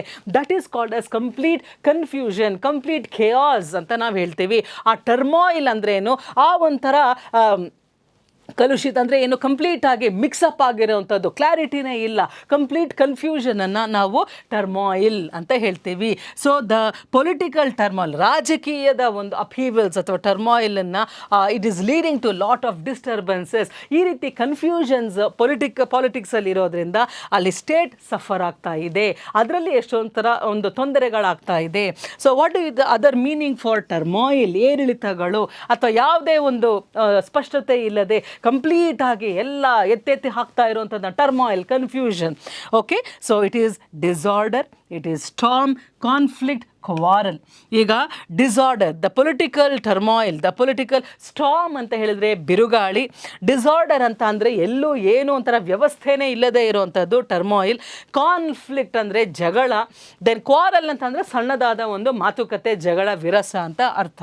ಹೀಗಾಗಿ ಪೊಲಿಟಿಕಲ್ ಟರ್ಮಾಯಿಲ್ ಅಂತ ಅಂದರೆ disorder. There is no stability, there is no peace, everything is in a state of mess. Okay, it's in a state of disorder and confusion. So political turmoil means it is political disorder.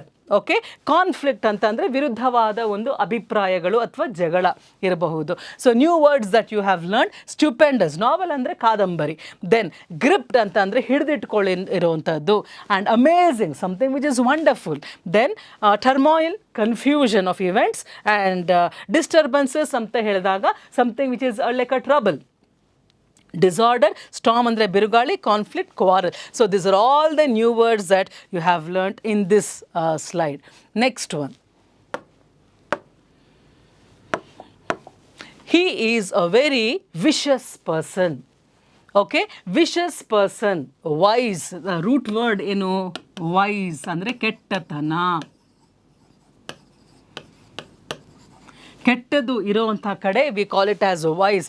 ಒಳ್ಳೆತನನ ಏನು ಕರಿತೀವಿ? Wishes, ವರ್ಚ್ಯುವಸ್. ವರ್ಚ್ಯುವಸ್ ಅಂದರೆ root word virtue. Virtue ಅಂತ ಹೇಳಿದ್ರೆ ಒಳ್ಳೆತನ. Wishes ಅಂತ ಹೇಳಿದ್ರೆ ಕೆಟ್ಟ ಗುಣ ಇರುವಂಥದ್ದು, ಒಳ್ಳೆಯದಕ್ಕೂ ಕೆಟ್ಟದ್ದಕ್ಕೂ. Virtuous, vicious. Okay, virtue, vice. Fine. Then so he is a very vicious person ಅಂತ ಹೇಳಿದಾಗ ಅದು ಒಳ್ಳೆತನ ಅಲ್ಲ, ಆಪೋಸಿಟ್ ಆಫ್ ದ್ಯಾಟ್. ಅಂದರೆ ಇವಿಲ್ಲ, ಹ್ಯಾಂಡ್ಸಮ್ಮ, ಕೈಂಡ, ಬ್ರೇವ್. ಈಗ you know the meanings of all these things. Evil ಅಂತ ಹೇಳಿದ್ರೆ ಕೆಟ್ಟದ್ದು. ಸೊ ವಿಷಿಯಸ್ ಅಂತ ಹೇಳಿದ್ರೆ ಕೆಟ್ಟ ವ್ಯಕ್ತಿ, ಒಳ್ಳೆತನ ಇಲ್ಲದೆ ಇರುವಂತಹ ವ್ಯಕ್ತಿ. ಹ್ಯಾಂಡ್ಸಮ್ ಅಂದರೆ ಬಹಳ ಸ್ಫುರದ್ರೂಪವಾಗಿ ಇರುವಂತಹ ವ್ಯಕ್ತಿ. ಕೈಂಡ್ ಅಂದರೆ ದಯೆ ಇರುವಂತಹ ವ್ಯಕ್ತಿ. ಬ್ರೇವ್, ಧೈರ್ಯ ಇರುವಂಥ ವ್ಯಕ್ತಿ. ಆದರೆ ಇಲ್ಲಿ ಒಬ್ಬ ಕೆಟ್ಟ ಮನುಷ್ಯ ಅಂತ ಹೇಳಿದಾಗ, ಒಬ್ಬ ಕ್ರೂರಿ ಅಂತ ಹೇಳಿದಾಗ it is evil.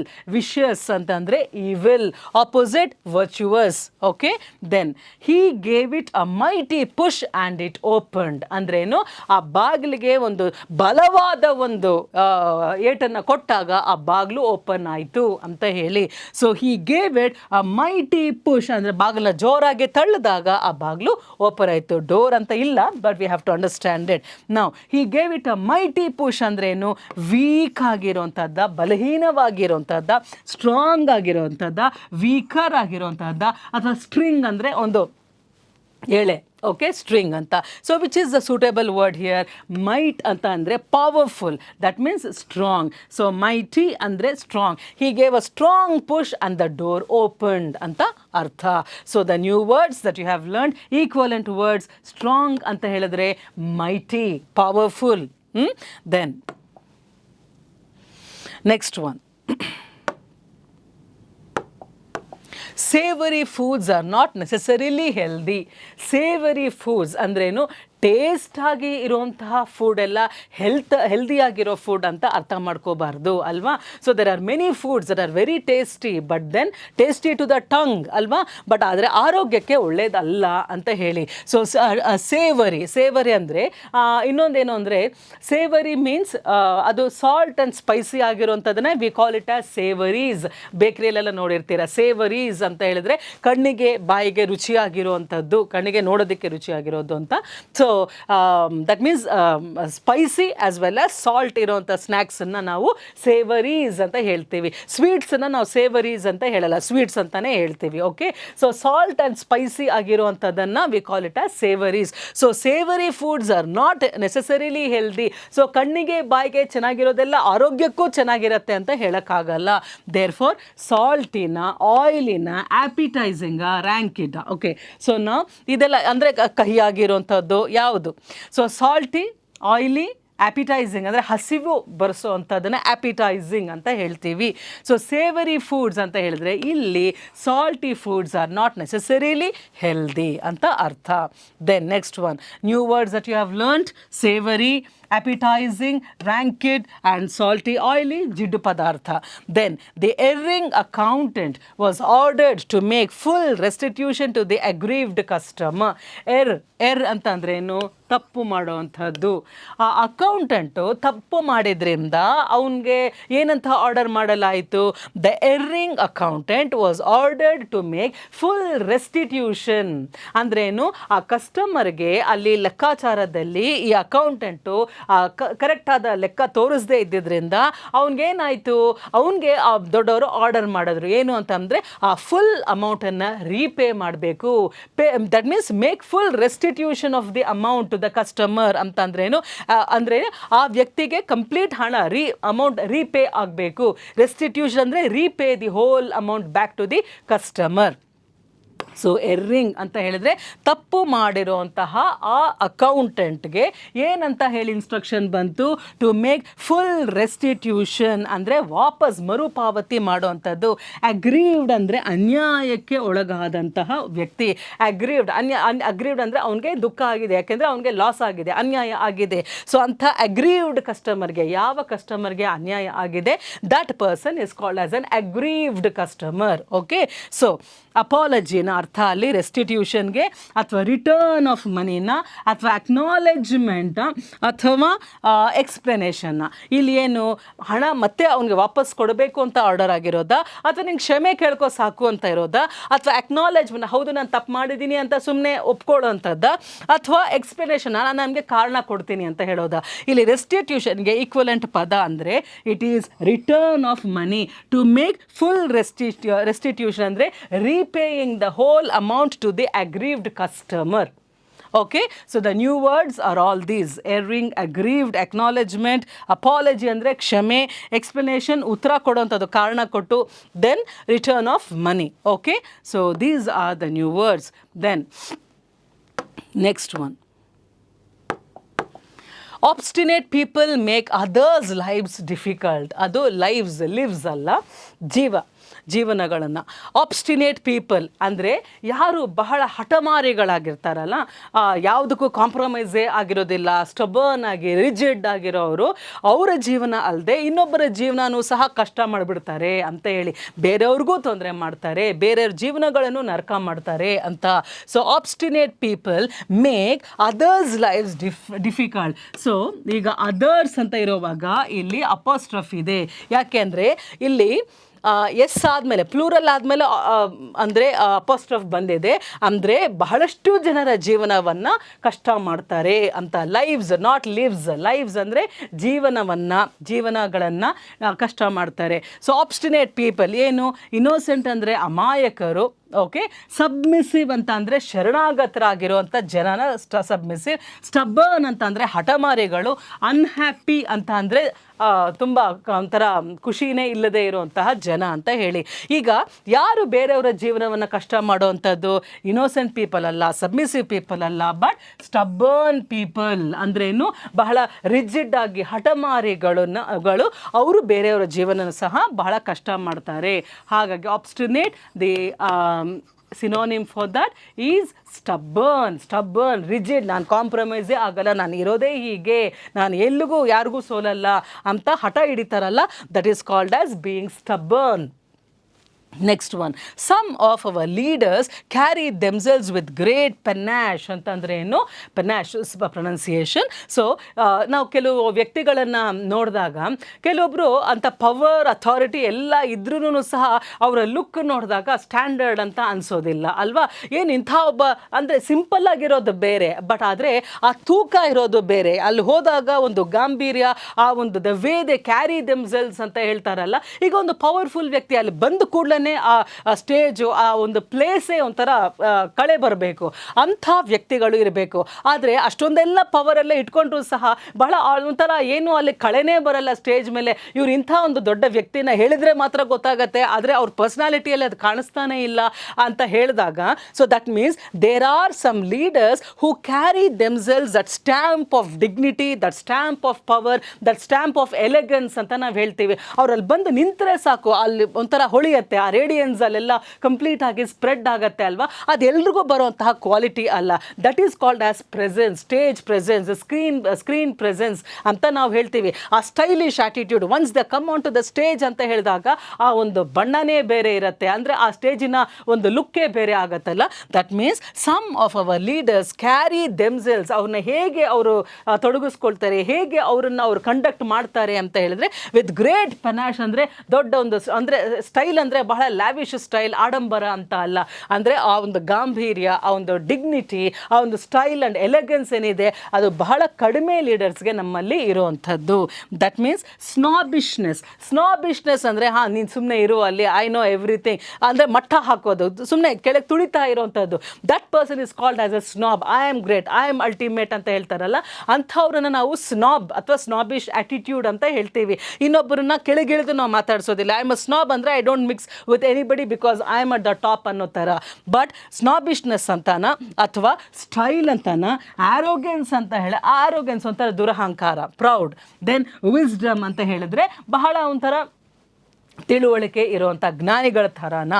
So some of our leaders carry themselves with great panache ಅಂತ ಹೇಳಿದ್ರೆ ಆ ಒಂದು dignity and the stamp of style ಅಂತ ಹೇಳಿದಾಗ ಇಲ್ಲಿ ಬರುವಂಥದ್ದು style. It is not snobbishness, it is not arrogance, it is not wisdom, it is style ಅಂತ ಹೇಳಿದ್ರೆ, ಆ ಸ್ಟೈಲ್ ಅಂತ ಅಂದರೆ ತುಂಬ ಒಂಥರ ಆರ್ಟಿಫಿಷಿಯಲ್ ಸ್ಟೈಲ್ ಅಲ್ಲ, ಅವರು ಕಂಡಕ್ಟ್ ಮಾಡ್ಕೊಳ್ಳೋ ರೀತಿಯಲ್ಲಿ ಒಂದು ಏನೋ ಒಂಥರ ಮೆಚ್ಚುಗೆ ಬರುವಂತಹ ಒಂದು appearance, the way they behave. It is something like a stamp of ಅವ್ರದ್ದೇ ಒಂದು ಸ್ಟೈಲ್ ಇರುತ್ತೆ, ಅವ್ರದ್ದೇ ಆದಂಥ ಒಂದು ಬಿಹೇವಿಯರಲ್ ಸ್ಟ್ಯಾಂಪ್ ಅಂಡ್ ಸಿಗ್ನೇಚರ್ ಇರುತ್ತಲ್ಲ, that is called as panache ಅಂತ ಅರ್ಥ.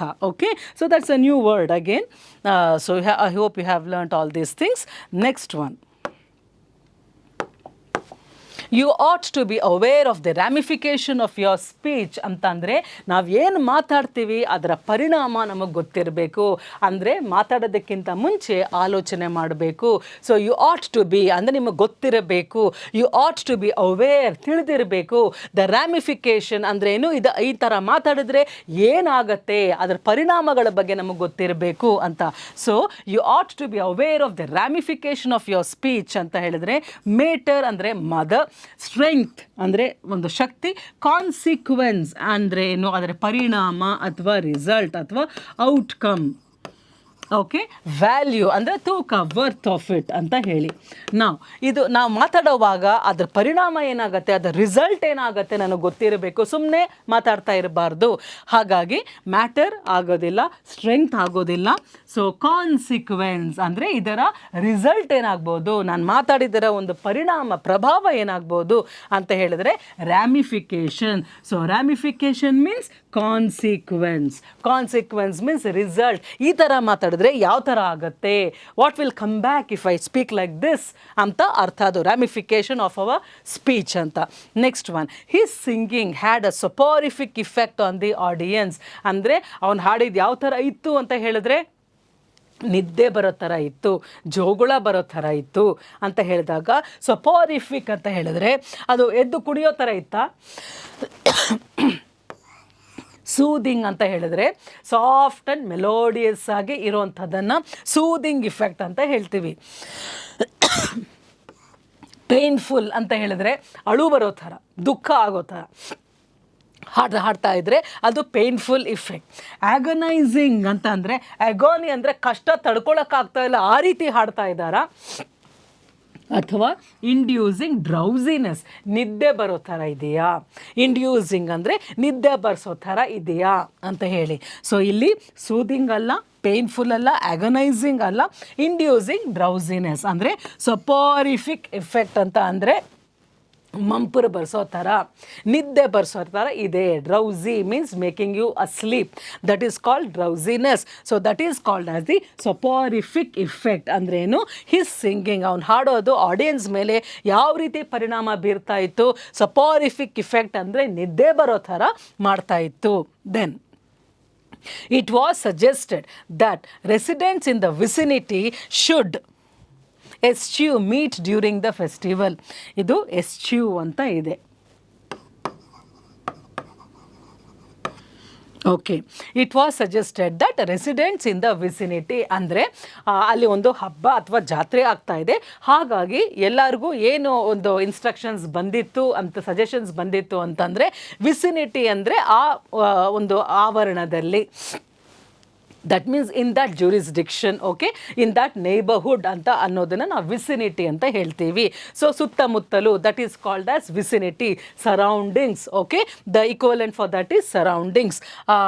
It was suggested that residents ಅಂದರೆ ನಿವಾಸಿಗಳು, ಆ ಜಾಗದ ನಿವಾಸಿಗಳಿಗೆ ಯಾವ ರೀತಿ ಸಜೆಷನ್ಸ್ ಬಂದಿತ್ತು, ಆ ಸುತ್ತಮುತ್ತಲು ಆ ಜನ, ಈ ಸುತ್ತಮುತ್ತಲಿನ ಜನರು ಏನು ಮಾಡಬೇಕು, they should eschew meat during the festival. Eschew meat, meat ಅಂದರೆ ಮಾಂಸವನ್ನು, ಎಸ್ಚ್ಯೂ ಮಾಡೋದಂದರೆ ಚ್ಯೂ ಮಾಡೋದು ಅಲ್ಲ, ಮಾಂಸದಿಂದ ದೂರ ಇರಬೇಕು ಹಬ್ಬ ಮುಗಿಯೋವರೆಗೂ.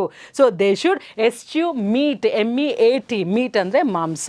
ಓಕೆ, ಸೊ ಹಾಗಾಗಿ ಅದರಿಂದ ಸ್ವಲ್ಪ ದೂರ ಇರಬೇಕು, ಮಾಂಸ ತಗೊಳ್ಳೋ ಥರ ಇರಬಾರ್ದು ಹಬ್ಬದ ಅಥವಾ ಜಾತ್ರೆ ಮುಗಿಯೋವರೆಗೂ ಅಂತ ಅರ್ಥ. ಅವ್ರ ಹಬ್ಬ ಅಂದರೆ ಮುಗಿಸೋವರೆಗೂ ಸಹ. ಇಲ್ಲಿ ಅಕ್ಸೆಪ್ಟ್, ಒಪ್ಕೊಳ್ಳೋ ಅಂಥದ್ದ, ರಿಜೆಕ್ಟ್, ತಿರಸ್ಕಾರ ಮಾಡೋದ, ಸರ್ವ್, ಎಲ್ಲರಿಗೂ ಬಡಿಸೋ ಅಂಥದ್ದ, ಅಥವಾ ಅಬ್ಸ್ಟೇನ್ ಫ್ರಮ್ ಅಂತಂದರೆ ಅದರಿಂದ ದೂರ ಇರೋವಂಥದ್ದು. ಯಾವ ಆಪ್ಷನ್ ಕರೆಕ್ಟ್ ಅಂತಂದರೆ, so it was suggested that residents in the vicinity should eschew meat during the festival ಅಂದರೆ ದೇ ಶುಡ್ ಅಬ್ಸ್ಟೇನ್ ಮೀಟ್ ಅಂದರೆ ಅವರು ಸಸ್ಯಾಹಾರಿಗಳಾಗಿರಬೇಕು. They should not take meat ಅಥವಾ ಮಾಂಸವನ್ನು ಹಬ್ಬ ಮುಗಿಯೋವರೆಗೂ ಅದನ್ನ ಸೇವಿಸಬಾರ್ದು ಅಂತ ಸಜೆಷನ್ ಬಂದಿರೋವಂಥದ್ದು. All right, so these are all the new words. Ramification, ಆಮೇಲೆ ಮೇಟರ್ ಅಂದರೆ ಮದರ್, ಕಾನ್ಸಿಕ್ವೆನ್ಸ್ ಅಂದರೆ ರಿಸಲ್ಟ್ ಅಥವಾ ಪರಿಣಾಮ, ಸೊಪಾರಿಫಿಕ್ ಅಂತ ಹೇಳಿದ್ರೆ ನಿದ್ದೆ ಬರ್ಸೋ ಅಂಥದ್ದು, ಆಮೇಲೆ ಎಸ್ಚ್ಯೂ ಅಂತಂದರೆ ದೂರ ಉಳಿಯೋವಂಥದ್ದು, ಅದನ್ನು ಮಾಡದೇ ಇರೋವಂಥದ್ದು. ಓಕೆ, ಸೊ ಹಾಗಾಗಿ ಐ ಹೋಪ್ ದಟ್ ಇವತ್ತಿನ ಒಂದು ದೀರ್ಘವಾದ ಒಂದು ಎಕ್ಸಸೈಸನ್ನು ನಾವು ಮಾಡಿದ್ದೀವಿ. Right from your question papers, ಇದೆಲ್ಲನೂ ಸಹ ನಿಮಗೆ ಕಷ್ಟ ಕೊಡಬೇಕು ಅಂತ ನಾವು ಮಾಡ್ತಾ ಇಲ್ಲ, ಬಟ್ ಪ್ರಾಕ್ಟಿಕಲ್ ಆಗಿ ಅಂಥ ಕ್ವೆಶ್ಚನ್ಸ್ ಬಂದಿರೋದ್ರಿಂದ ಅದನ್ನೇ ತಗೊಂಡು ನಾವು ನಿಮಗೆ ಮುಟ್ಟಿಸ್ತಾ ಇದ್ದೀವಿ. ಹಾಗಾಗಿ ಇನ್ನೂ ನೆಕ್ಸ್ಟ್ ಕ್ಲಾಸಸಲ್ಲೂ ಸಹ we are going to deal with the question papers and their patterns and their exercises so that you become more and more familiar. ಅಂದರೆ ನಿಮಗೂ ಸಹ ಇಷ್ಟೆಲ್ಲ ಇರುತ್ತಾ ಅನ್ನೋದು ಒಂದು ನಾಲೆಡ್ಜ್ ಇರಬೇಕು, ಮತ್ತು ಇನ್ನೂ ಎಷ್ಟು ಪ್ರಿಪೇರ್ ಆಗಬೇಕು ಅನ್ನೋ ಒಂದು ಅರಿವು ಸಹ ನಿಮಗೆ ಬರುತ್ತೆ. And that is our purpose as well as a intention. So we will meet you again in the next concept, again coming from the question papers themselves. So hagagi till then please be prepared and just take care of yourself and see that you are practicing this well. Okay, take care.